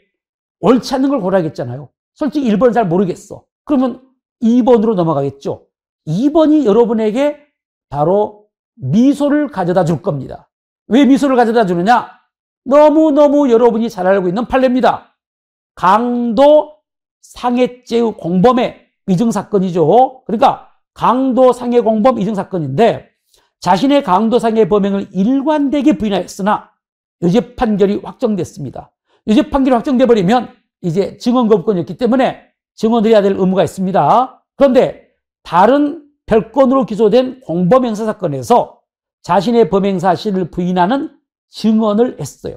위증이죠? 위증입니다. 그런데 과연 이 위증행위가 위증죄 성립에서 기대 가능성이 없기 때문에 위증죄의 책임이 조각될 것이냐? 아닙니다. 우리 판례는 일단 유죄 판결이 확정이 됐어요. 확정이 됐으니까 증언 거부권이 없기 때문에 증언을 거부할 수 없고 나가 사실대로 증언해야 되는데 비록 자기가 자기 사건에서는 일관되게 바로 범행을 부인했는데 예컨대 징역 1년 6개월이 선고됐다. 그런데 만약 여기서 내가 번복해가지고 내가 실은 저놈이랑 같이 강도상해를 범하게 되면 범했다고 말하면 더 형이 중하게 처벌될까봐 어쩔 수 없이 위증을 한 것이라고 주장했지만 아까도 말했지만 일단 재판이 확정돼 버렸으니까 설사 이 법정에서 다른 공범사례 법정에서 바로 사실대로 진술하더라도 더 중하게 형으로 처벌되지 않습니다. 그죠? 판결이 확정돼 버렸으니까. 따라서 이때 공범 사건에서는 사실대로 진술할 의무가 있죠. 그러니까 사실대로 진술할 것을 기대할 가능성이 있기 때문에 위증죄가 되는 거예요. 그래서 이 13번의 이번 판례가 기대 가능성이 있어도 중요하지만요. 나중에 강론 위증죄에서도 위증죄 성립 여부로 또 나와요. 그래서 판례 이름 강도상해 공범 위증사건입니다. 이 말은 위증사건이란 말은 위증죄가 된다는 거예요. 우리가 판례 이름에 위증사건, 사기사건, 절도사건은 그 죄가 된다는 겁니다. 그래서 강도상해 공범 위증 사건은 기대 가능성이 있으니까 위증죄가 성립합니다. 그래서 2번이 답이죠. 그래서 여러분이 답을 2번에서 쉽게 구할 수 있기 때문에 1번을 모르더라도 답 고르는 데는 지장이 없었다. 3번 바로 수험생 사건이죠. 대표적인 기대 가능성이 부정되기 때문에 책임이 조각돼 무죄가 되는 바로 수험생 사건. 키워드는 우연한 기회에 출제된 시험 문제를 입수한 경우입니다. 그래서 3번의 경우는 이른바 기대 가능성이 없기 때문에 업무방해죄가 성립하지 않는 것이고, 4번 단순히 비서라는 특수 신분관계에 있다고 해가지고 주관관계에 있다고 해서 뇌물 공여행위에 대한 기대 가능성이 없기 때문에 책임을 조각할 수는 없다는 판례. 그래서 뇌물 공여죄를 인정하는 판례가 4번이죠. 그래서 여러분이 아마 2, 3, 4는 다 아는 판례들이에요. 뭐 그렇게 어려운 판례도 아니고 문제집에는 다 나와 있는 판례인데 1번만 생소했지만 1번을 모르더라도 2, 3, 4를 알기 때문에 답을 2번으로 결정을 하는데 어려움이 없으리라고 봅니다. 14번 갑니다. 횡령과 배임의제에 관한 설명을 옳지 않는 거. 여러분이 원래 재산범죄 중에 횡령배임죄가 어려워요. 그런데 다행한 것은 바로 이 답을 고르는데 2번 판례가 여기서 가장 쉬운 판례입니다. 자, 여러분이 아시겠지만 배임행위는 법률행위뿐만 아니라 사실행위도 가능해요. 그러니까 배임행위, 임무일행위는 바로 그 행위태양이 법률행위뿐만 아니라 사실도 가능하고, 대표적인 사실행위로 인한 배임죄의 대표적인 것이 기업의 영업비밀 유출행위입니다. 기억나시죠? 자, 그래서 회사원이 스스로의 이익을 위해서 이용할 목적으로 재직 중에 영업비밀을 경쟁업체에 유출하거나 무단으로 반출했다. 자, 이게 업무상 배임죄고, 이때 업무상 배임죄가 성립하는 것도 중요하지만요, 기수 시기가 중요합니다. 자, 무단으로 반출한 경우는 반출시입니다. 무단으로 반출하면 반출 시에 업무상 배임죄는 기수가 됩니다. 그러니까 여기는 보니까 유출 또는 반출 시에 업무상 배임죄 실행에 착수한 것일 뿐 기수에 도달한 것을 볼 수 없다. 틀렸습니다. 반출 시에 기수가 됩니다. 그래서 2번 틀렸고요. 1번, 이건 좀 비교적 최신 판례인데, 집 차주가 집회사로부터 키워드 할부로입니다. 할부로 구입한 경우이기 때문에 문제가 되는 거예요. 집회사로부터 할부로 집회사 소유의 자동차를 매수하면서 해당 자동차에 관하여 집계약을 체결했는데 특별한 사정이 없는 한 집 차주가 그 할부 대금을 완납하기 전까지는 집 차량을 집 차주의 실질적 재산이라고 보기 어렵기 때문에, 완납하지 않았으니까 어렵기 때문에 집계약이 체결됐다는 사정만 가지고 곧바로 집회사 운영자가 집 차주와 관계에서 집 차량에 대한 재산상 사무를 맡아 처리하는 타인의 사무를 처리한 자라고 볼 수는 없습니다. 그러니까 조심할 거, 여러분이 이전의 판례는 만약에 집 차량을 내가 매수해가지고 집회사에 집을 시켰을 때는 집회사는 집 차주에 대한 타인의 사무처리자입니다.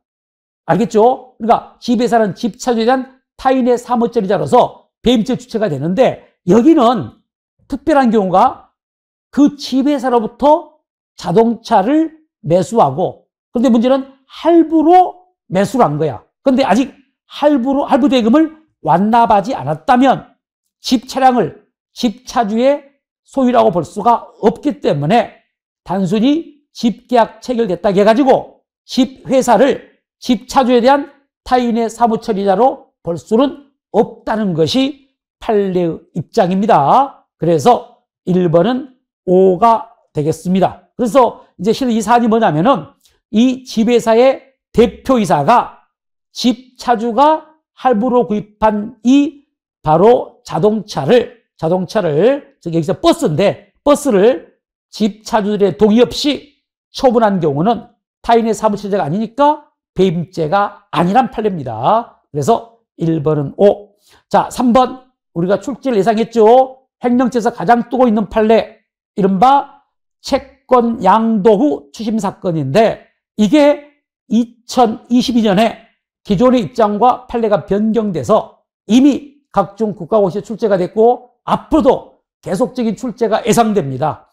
채권 양도인이 채무자에게 채권 양도를 통제하는 등으로 채권 양도의 대항 요건을 갖추어지지 않는 채 채무자로부터 채권을 추심하여 금전을 수령했을 때 우리 기존 판례하고 다른 점, 이때 채권 양도인이 추심한 이 금전은 수령과 동시에 채권 양도인의 소유로 봅니다. 이게 달라졌어요. 그러니까 종전과 달리 바로 양도 후에 추심한 이 금전을 기존의 입장과 달리 채권 양도인의 재산으로 본다는 겁니다. 이게 중요해. 그러니까 채권 양도인에게 소유권이 기속하는 것이고 채권 양수인의 소유가 아니기 때문에 한마디로 이 금전은 자기의 재물입니다. 자기의 재물이니까 횡령죄의 주체, 타인의 재물을 보관한 자가 아니니까 배임죄의 주체가, 횡령죄의 주체가 될 수가 없죠. 횡령죄는 타인의 재물을 보관한 자인데 이 금전이 자기 재물이라니까. 그래서 자기의 재물이니까 바로 객체가 될 수 없고 주체가 될 수 없고 따라서 횡령죄는 성립하지 않는다. 초 A급 판례고 앞으로도 계속 중요합니다. 그러니까 다른 거 필요 없고 채권 양도 후에 이 채권 양도를 통제하지 않고 자기 채무자로부터 바로 추심한 금전은 채권 양도인의 소유다. 채권 양도인이 그 돈을 처분하더라도 자기 돈이니까, 쉽게 말하면 자기 소유의 물건이니까 횡령죄가 될 수 없다는 판례 꼭 정리해 두시기 바랍니다. 4번, 이것도 뭐 기존에 자주 나오는 판례인데 타인의 재물을 보관하고 있는 자가 보관하고 있는 재물을 영등가 서로 은닉을 하면 횡령죄는 되지만 설사 그 행위가 강제입행을 면탈하는 결과를 가졌다 해가지고 강제입행 면탈죄를 구성하는 것은 아니라는 거. 그래서 4번도 옳은 문장이 되겠습니다. 자, 그러면 이제 15번으로 갑니다. 15번이 조금 이제 여러분이 생소할 수 있어요. 왜? 실은 경매입찰 방해죄가 우리 검찰직 공부한 사람 입장에서는 준비가 안 될 수도 있어요. 왜? 강론이 검찰직에는 9급이 7문제 정도가 나오다 보니까 실은 이 경매입찰 방해죄는 좀 지역적인 범죄입니다. 업무방해죄가 나오거나, 그죠? 뭐, 이른바 명예훼손죄 이런 것들은 예상되지만 바로 경매입찰 방해죄까지 나올까 해서 패스해버린 분들이 많았을 거예요. 특히 검찰직은 그래요. 두 번째, 또 경매입찰 방해죄가 나왔는데 실은 4번. 이 4번은 여러분이 경매입찰 방해죄에서 A급 판례로 굉장히 익숙하지만 1, 2, 3이 여러분이 생소합니다. 그래서 15번 같은 경우는 아마 제 생각은 여러분이 95점을 맞았다. 이번 시험에 고득점을 예상하는데 아마 90점 이상은 굉장히 많을 것 같아요. 그런데 나는 한 문제 딱 틀렸다. 아깝다. 그런데 그 문제가 15번일 확률이 높아요. 15번을 한 문제 틀릴 수 있는 것은 여기서 옳지 않는 것을 고르겠는데 여러분이 확실히 알고 있는 판례는 4번밖에 없어요.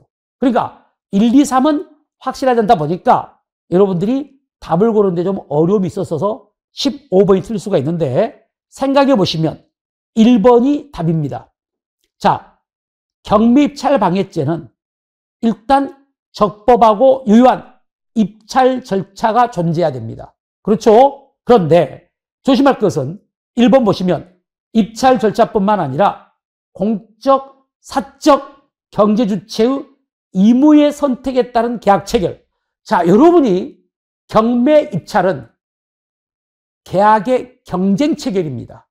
그러나 공적, 사적, 경제주체의 의무의 선택에 따른 계약 체결. 그러니까 자기 마음대로 한 놈 골라가지고 계약 체결하는 거야. 이걸 우리가 수의계약이라고 합니다. 이건 입찰이 아닙니다. 그러니까 이 첫째 줄 공적, 사적, 경제주체의 의무 선택에 따른 계약 체결은 입찰이 아니야. 그러니까 입찰 절차가 존재하지 않기 때문에 그 과정에서 공정한 경쟁을 해야 하는 행위가 개재됐더라도 적법하고 유효한 입찰 절차가 없으니까 입찰 방해죄로 처벌할 수 없습니다. 알겠죠? 그러니까 아까 말한 것처럼 바로 입찰 절차에서는 입찰 방해죄가 되겠지만 입찰 절차뿐이냐 거기는 맞는데 뒤에 공적, 사적, 경제 주체의 의무 선택에 따른 계약 체결은 입찰 절차가 아니라 수의계약이고 이건 바로 입찰 절차가 존재하지 않기 때문에 입찰 방해죄가 될 수가 없어요. 1번 답입니다. 2번 판례. 2번은 최신 판례입니다. 그래서 여러분이 아마 문제집에서 보지 못했던 아마 판례가 될 텐데, 경매 목적물을 매수할 의사나 능력이 없습니다. 오로지 경매 목적물이 제3자에게 매각되는 것을 저지하고자, 이게 키워드입니다. 제3자에게 매각되는 걸 저지하고자 경매 절차를 지연할 목적으로 타인 명의로 감정가와 현저하게 차이가 나는 금액으로 입찰을 반복해 가지고 계속 입찰은 이제 낙찰은 됐는데, 이 낙찰 대금을 완납해야만 이제 그 소유권 이전되는데, 낙찰은 됐는데 바로 입찰을 포기해버린 거야. 낙찰을 포기하는 거니까 한마디로 낙찰 대금을 내지 않는 거야. 그래서 이제 또 다시 입찰하니까 또 아주 높은 금액으로 입찰해가지고 낙찰이 됐는데, 또 낙찰 금액을 안 내가지고 또 낙찰을 다시 하게끔 하고 해가지고 바로 입찰을 반복하여 3자의 매수를 사실상 봉쇄하여 경매 절차를 형해와 빈 껍데기로 만드는 경우는 경매방해죄 성립한다. 최신 판례입니다. 5. 한마디로 공정한 경쟁 구도의 형성을 제한 행위도 입찰의 공정을 해하는 것이다. 입찰의 공정을 해하는 것이 입찰 방해죄인데, 꼭 가격 형성에 부당한 영향을 미치는 것뿐만 아니라 공정한 경쟁 구도의 형성을 제한하는 것도 입찰의 공정을 해야 하는 것이니까, 이런 경우도 입찰 방해죄가 된다는 최신 판례입니다. 그래서 2번은 5가 되겠습니다. 3번, 법률적으로 경매 결과에 영향을 미칠 수 있는 행위뿐만 아니라 경매에 참가하려는 자의 의사결정에 사실상 영향을 미칠 수 있는 행위도 경매 방해죄에서 말한 경매의 공정을 해하는 행위에 해당할 수 있다. 맞는 말입니다. 그러니까 한마디로 법률적으로 경매 결과에 영향을 미칠 수 있는 행위를 해가지고 경매의 공정을 해하는 것도 경매 입찰 방해죄지만, 경매에 참가한 자의 의사결정에 사실상 영향을 미칠 수 있는 행위를 해가지고, 그러니까 쉽게 말하면 겁을 줘가지고 입찰을 못하게 한다든지, 이렇게 바로 의사결정에 사실상 영향을 미칠 수 있는 행위를 하는 것도 입찰 방해죄에서의 바로 공정을 해하는 행위에 해당하니까 3번의 경우도 옳은 문장이 되겠습니다. 다음 이제 4번이 바로 너무나 여러분들이 유명한 판례죠. 실질은 단독 입찰인데 마치 경쟁 입찰인 것처럼 가장한 경우는, 결론을 말하면 그 이유를 불문하고 입찰의 공정을 해하는 행위로서 입찰 방해죄가 됩니다. 그러니까 그것은 바로 설사 무모한 동종업자 사이의 무모한 출혈 경쟁을 방지하게 한 수단이었고, 또 입찰 가격에 있어서도 입찰 시장에게 이익을 해하는 것이 아니더라도 이런 행위는 공정한 경쟁 방법을 해야 하는 행위로서 입찰 방해죄가 된다는 것이죠. 그러니까 결론, 실질적으로 단독 입찰을 마치 경쟁 입찰처럼 가장한 경우는 이유 이하를 불문하고 입찰 방해죄다. 이렇게 생각하시면 4번은 쉽게 답을 얻을 수가 있겠네요. 그래서 답은 1번이 되겠습니다. 다음 16번으로 갑니다. 갑에게 범인은닉 도피죄가 성립하는 것을 모두 고르면, 이렇게 다 있죠. 기억, 수사, 범인이 아닌 자가 마치 자기가 진범인인 것처럼 수사기관의 범인을 자취하고 허위 진술해서 진범이 체포되거나 발견하는데 장애를 준 경우라면, 이것도 아까 말한 것처럼 이 진범의 체포 발견과 지장을 초래해서 형사법 적용을 방해했으니까 범인은닉죄가 됩니다. 대표적으로 자기가 바로 실은 이제 운전하지 않았는데 친구 대신 자기가 운전해가지고 사고를 낸 것처럼, 자기가 진범인인 것처럼 수사기관에 신고하는 것은 진범의 체포나 발견을 곤란하게 하는 행위로서 바로 범인 도피죄가 됩니다. 기억 5. 그러나 이와 달리 갑이 을로부터 사기 범행을 범하고 해외로 도주한 A에게 송금해달라는 부탁과 함께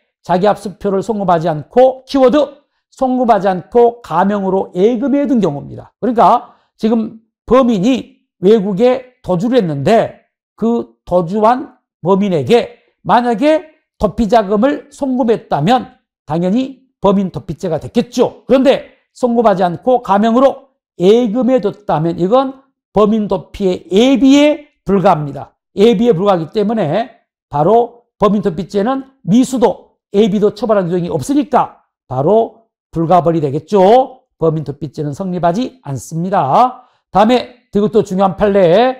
자, 기소 중지자인 것을 알면서도 부탁을 받고 다른 사람 명의로 임대차 결책이라면 이것도 A급 판례죠. 이것도 우리 판례는 수사기관의 탐문 수사나 신고를 받아 범인을 발견하고 체포하는 것을 곤란하게 하는 행위로서 범인 도피죄를 인정합니다. 5. 반면 리을 폭행 용의자 A의 인적사항을 묻는 경찰관의 질문에 갑이 허무인의 가공인물의 이름을 진술하고 구체적인 인적사항을 모른다고 진술한 것만 갖고는 범인 도피라고 볼 수가 없다는 것. 그래서 X.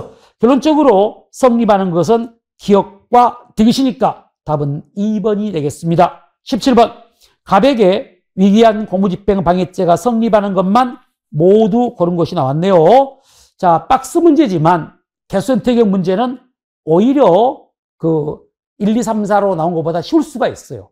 여기서 뭐 두세 개만으로도 답을 맞출 수 있으니까. 자, 기억 굉장히 오래된 판례지만 옛날엔 기억도 시험에 잘 나왔어요. 요즘은 잘 안 나오더라고요. 갑이 민사소송을 제기함에 있어서 피고의 주소를 허위로 기재해서 법원 공무원으로 하여금 변론기일 소환장 등을 허위 주소에 송달하게 했더라도 이때 갑이 바로 피고의 주소를 허위로 기재한 행위가 과연 법원에 대한 이른바 위기한 공집이 되겠느냐인데 우리 판례는 X. 이 피고인의 주소를 허위로 기재한 것만 갖고는 법원 공무원의 구체적이고 현실적인 어떤 직무집행이 방해되었다고 볼 수 없기 때문에 한마디로 이른바 위기에 의해서 공무원의 그릇된 처분이 있어야 되는데 구체적이고 현실적인 어떤 직무집행이 방해되어 볼 수 없기 때문에 위공집을 인정하지 않습니다. 위공집, 위기한 공집방해죄를 줄여서 위공집이라고 합니다. X.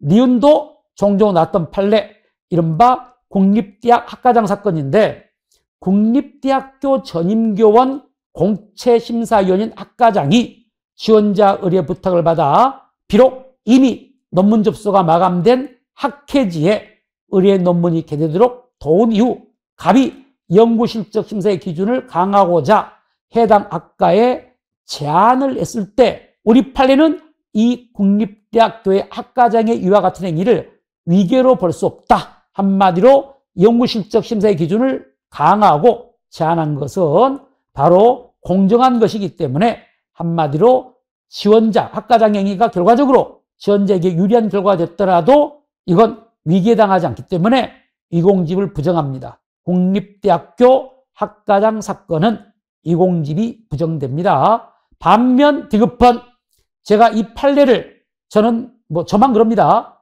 이 변호사를 저는 쓰레기라고 봐요. 그래서 쓰레기 변호사 사건, 우리가 쓰레기란 말 많죠.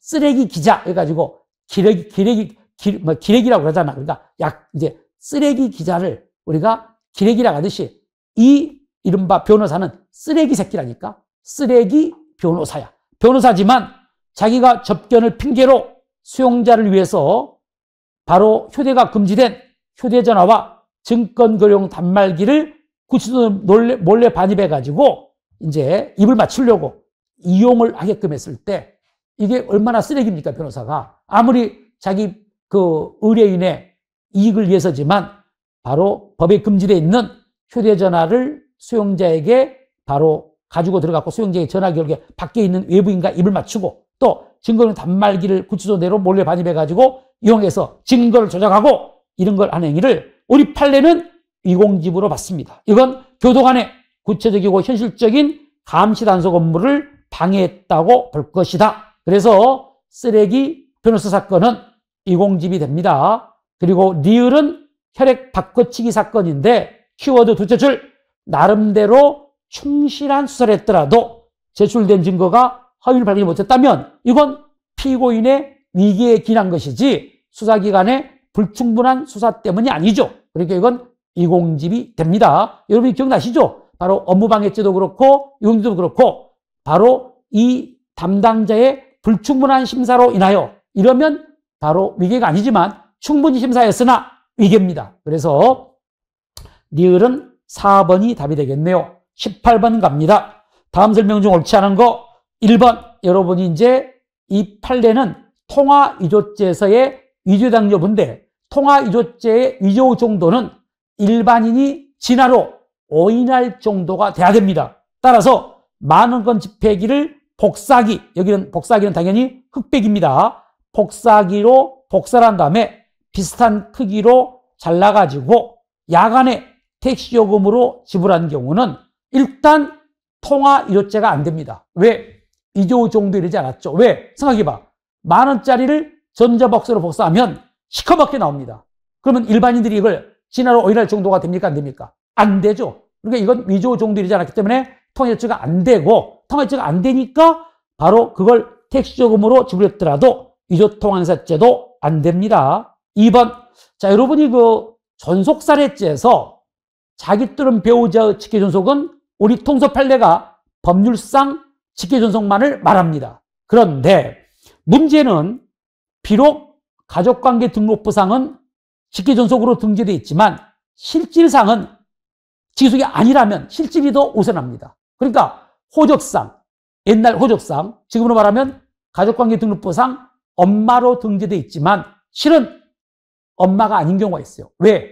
실은 개구멍 바지, 그러니까 버린 애를, 대문 앞에 버린 애를 개구멍 바지라고 하는데 그 애를 자기가 난 아들로 친생자인 것처럼 친사신고를 해가지고 기릅니다. 그러면 이 친사신고는 무효죠. 이 신고는 무효인데 문제는 입양의 요건을 갖췄다면 양친자가 형성되니까 직계 전비속이 돼요. 입양 요건을 갖췄으면 양자 관계가 형성되니까 직계 비속이 되는데 입양 요건을 갖추지 않았다면 친자신고도 무효니까 직계 혈족 관계 형성이 안 되고, 그러니까 직계 비속 존속이 안 되고, 또 입양 요건도 갖추지 않았다면 결과적으로 양친자 관계도 형성 안 되니까 결론은 남남입니다. 남남이기 때문에 바로 이 성인이 된 갑에 의해서 살해했다면 이것은 호적상, 가족관계 등록부상은 엄마로 등재되어 있지만 실은 직계 비속과 존속이 아니기 때문에 보통살인죄가 됩니다. 그게 그 유명한 개구멍 바지 사건이죠. 그래서 2번은 O가 되겠네요. 3번. 자, 다이아, 이 포크레인이 이름이 다이아 포크레인인데 그래서 우리가 다이아 포크레인 절도 사건이라고 그래요. 판례 이름 다이아 포크레인 절도 사건인데 조심할 거.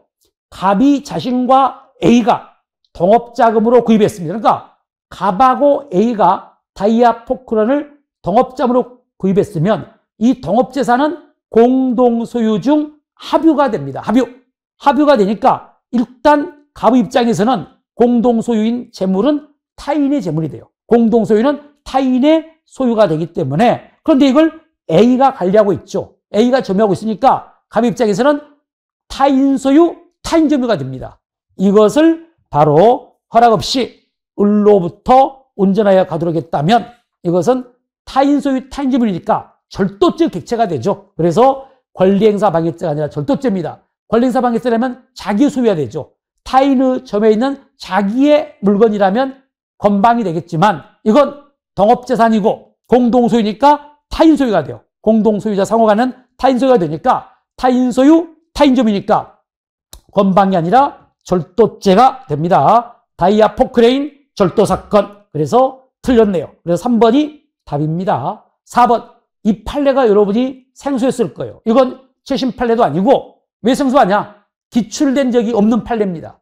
그래서 이제 여러분이 어려운데 자, 논점은 우리 307조 2항 허위사실 적시한 명예훼손죄든 바로 업무방해죄 313조 업무방해죄가 허위사실 유포에 그러니까 허위사실 유포 위계 위력에 의해서 사람의 업무를 방해하는 것이죠. 그러니까 결론적으로 말하면 바로 허위사실 유포에 의한 업무방해죄든 허위사실 명예훼손죄든 객관적으로 허위사실에 적시가 있어야 됩니다. 그러니까 314조의 업무방해죄도 허위사실을 유포하여 업무를 방해했을 때는 객관적으로 허위사실을 유포해야 되고 또 307조 2항의 허위사실 명예훼손죄도 허위사실 적시해야 되니까 객관적으로 허위의 사실을 적시해야 돼요. 두 번째, 주관적으로 허위성이라는 인식이 있어야 돼요. 허위라는 인식이 있어야 되는데 이 4번은 허위라는 인식이 있냐에 대한 의미입니다. 허위라는 인식이 있냐에 대한 판례인데, 자, 특허 발명에 대한 특허 심판원의 무효 심결이 내려진 후 키워드 확정되기 전입니다. 그러니까 무효 심결은 그러니까 실은 뭐냐면 이 피고인이 회사 대표야. 즉 이 대표이사가 지금 자기 회사가 특허 발명을 했는데 특허 심판원에서 무효 심결이 내려졌어요. 그런데 아직 무효 심결이 내려졌지만 확정은 안 됐어.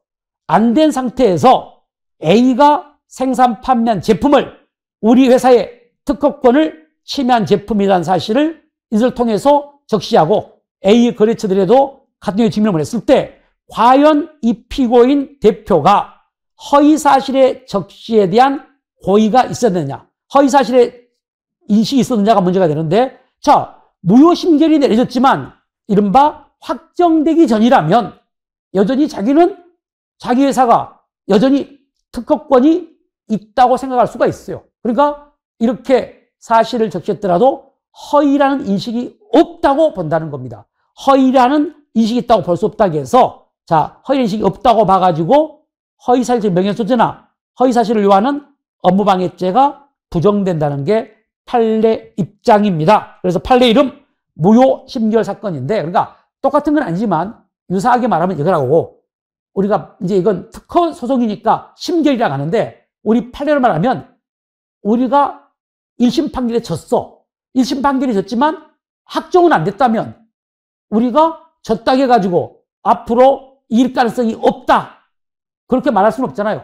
그러니까 1심에서 비록 졌지만 나는 여전히 이 물건이 우리 회사의 특허권이 우리 회사에 있다고 생각할 수가 있어요. 확정이 안 됐으니까. 그러니까 만약에 여기서 무효 심결도 내려졌고 확정이 됐어. 확정된 다음에 이렇게 말했다면 허위라는 인식이 있다고 봐야겠죠. 그러나 무효 심결이 있었지만 키워드 확정되기 전이라면 허위사실에 인식이 있다고 볼 수 없으니까 이른바 허위사실 적시한 명예훼손죄나 업무방해죄가 될 수 없다는 게 판례입니다. 무효 심결 사건, 바로 최신 판례도 아닌데 이게 어려운 것은 기출이 없었기 때문에 생소한 판례이기 때문입니다. 자, 그래서 답은 3번이고요. 자, 주의할 것은 이게 설사 여기서 가장 어려운 판례는 4번이죠. 아마 여러분이 1, 2, 3, 4 중에 4번 판례만 모를 거예요. 1, 2, 3은 알고 있는데 뭐 여러분이 답이 3번이니까 설사 4번 판례 모른다고 해서 답을 얻는 데는 어려움이 없었겠죠. 19번 사생활 평온에 관한 죄. 자, 주침에 관한 설명이 나오고 있는데 1번은 너무너무 지금 비교적 우리가 그 판례가 1번 판례가 왜 시험에 잘 나오냐면은 기존의 입장을 변경해서 2021년 판례입니다. 전원유치 판결. 그러니까 주거침입죄의 침입을 2011년 전에는 주거자의 의사에 반한 바로 들어가는 거. 주거자의 의사에 반해서 들어가는 것이 침입이었는데, 즉 주관적 의사를 고려해서 결정했는데 아니다. 이제는 주거침입죄의 침입이란 주거의 사실상 평온을 해치는 행위태양으로 들어가는 것이고, 이때 침입에 당한지 여부는 출입 당시 객관적 예형적으로 드러난 행위태양을 기준으로 판단함이 원칙이지 바로 주거자의 의사를 바로 원칙으로 고려할 것은 아니라는 것이죠. 1번 맞는 말이고, 2번 판례. 여러분이 이건 법조문 문제이면서도 판례입니다.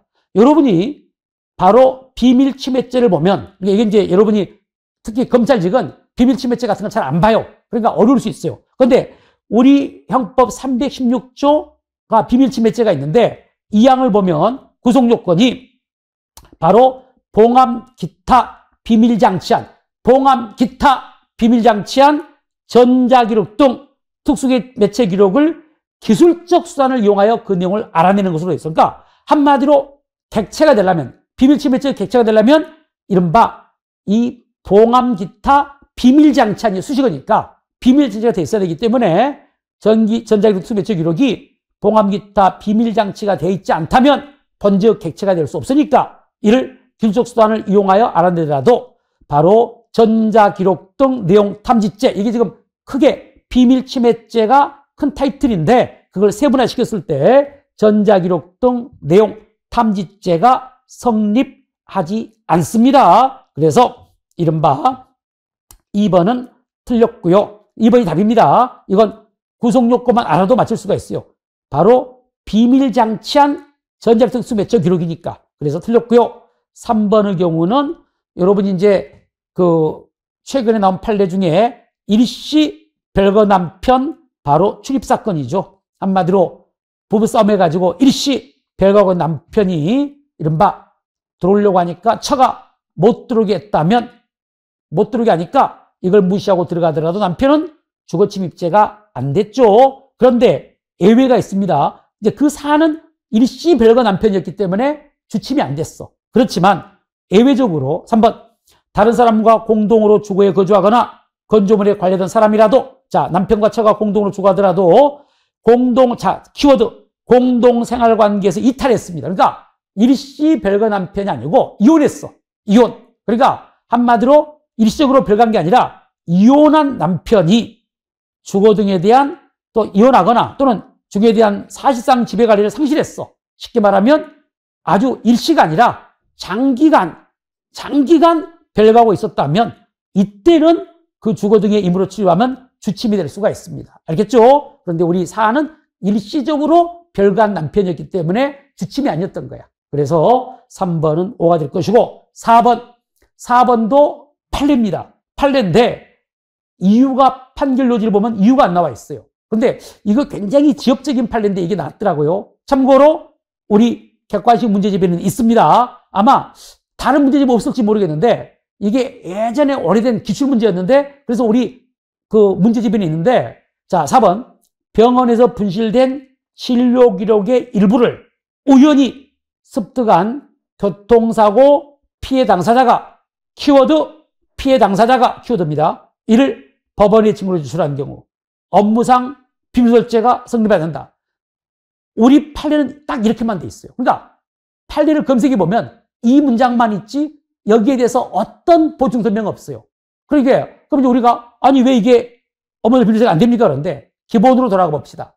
업무상 비밀설죄는 비록 업무가 붙었지만 진정 신분범입니다. 그러니까 주체가 법정돼 있어요. 의사, 한의사 이런 식으로. 그런데 여러분이 바로 이 진료 기록 일부를 습득한 피해 당사자는 의사가 아닙니다. 의사 아닌 환자가 이를 법원에 증거로 제출한 것은 업무상 비밀죄의 주체가 될 수 없어요.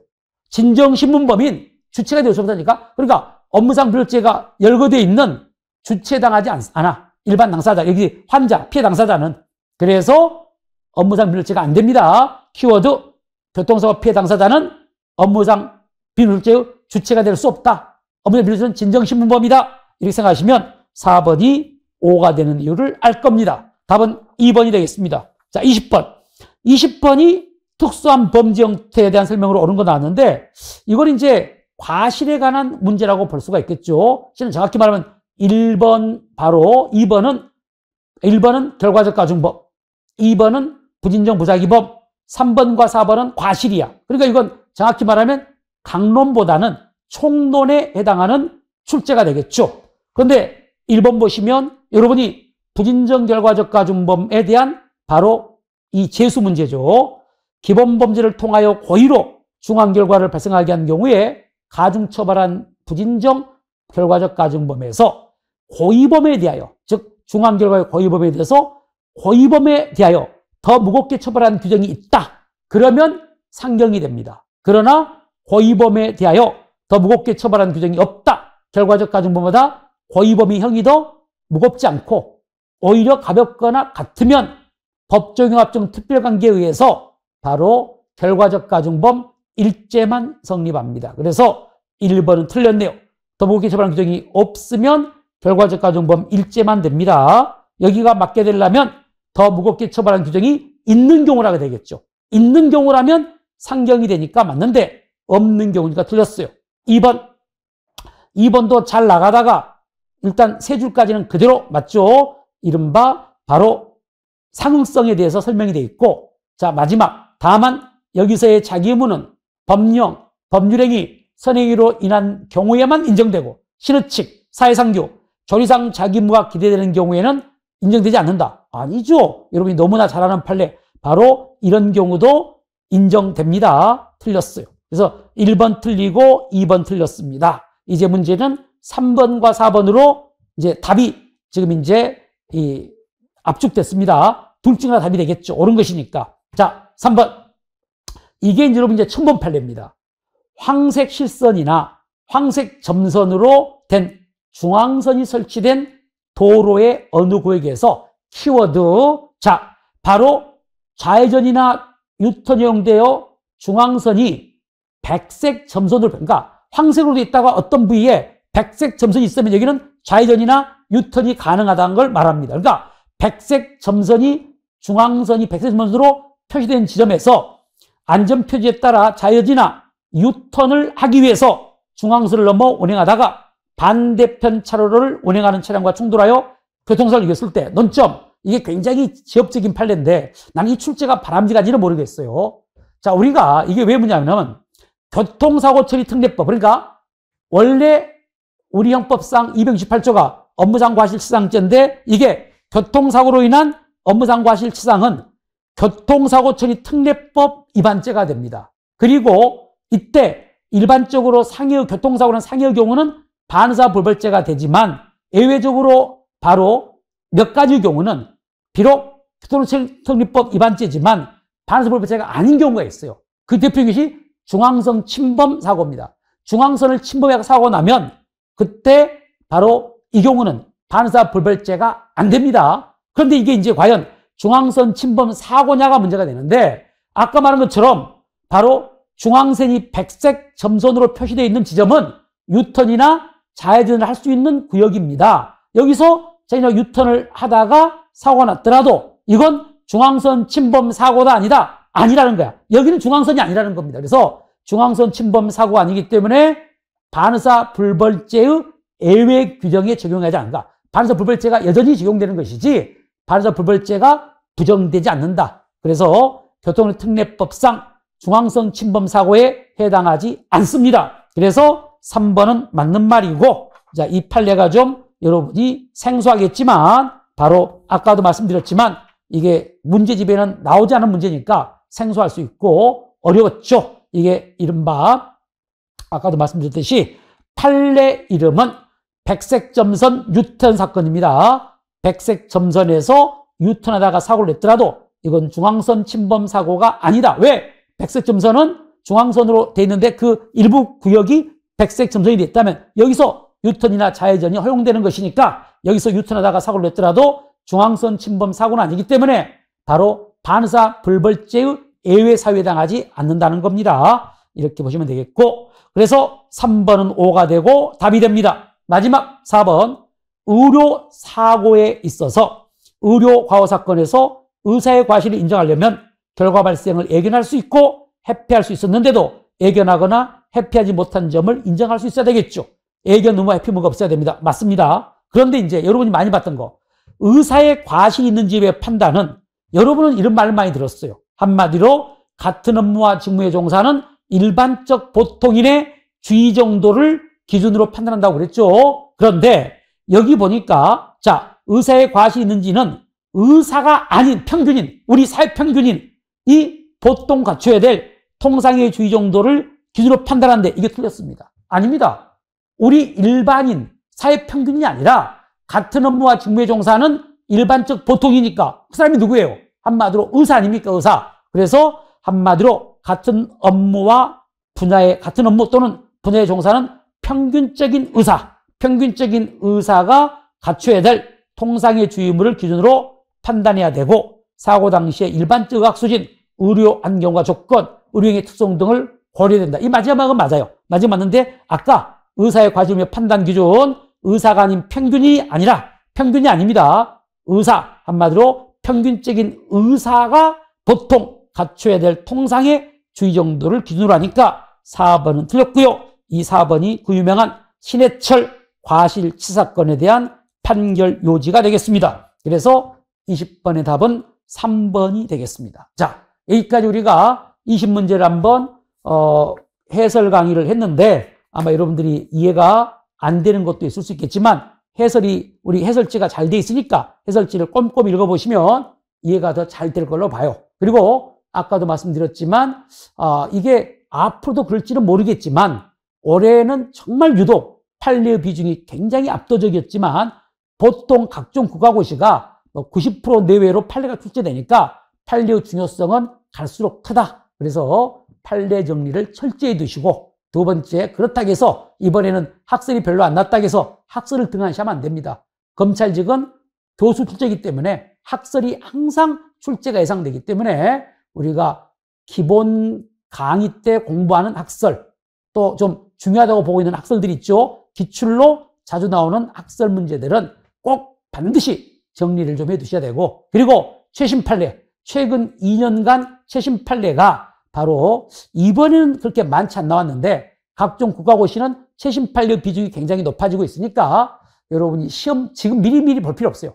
시험 직전에 한 달 정도 전에, 시험 직전 한 달 전 정도 전에 최신 판례 하루면 다 됩니다. 하루도 안 돼. 반나절만 봐. 반나절 동안 최신 판례를 정리하면 되니까 최신 판례를 중신하되 미리 막 하나하나 최신 판례를 막 여러분이 너무 막 성급하게 뭐 꼭 정리하실 필요 없고 모아뒀다가 시험 직전 한 달 전에 2년간 최신 판례 이렇게 정리해 두시면 여러분이 무난하라고 봅니다.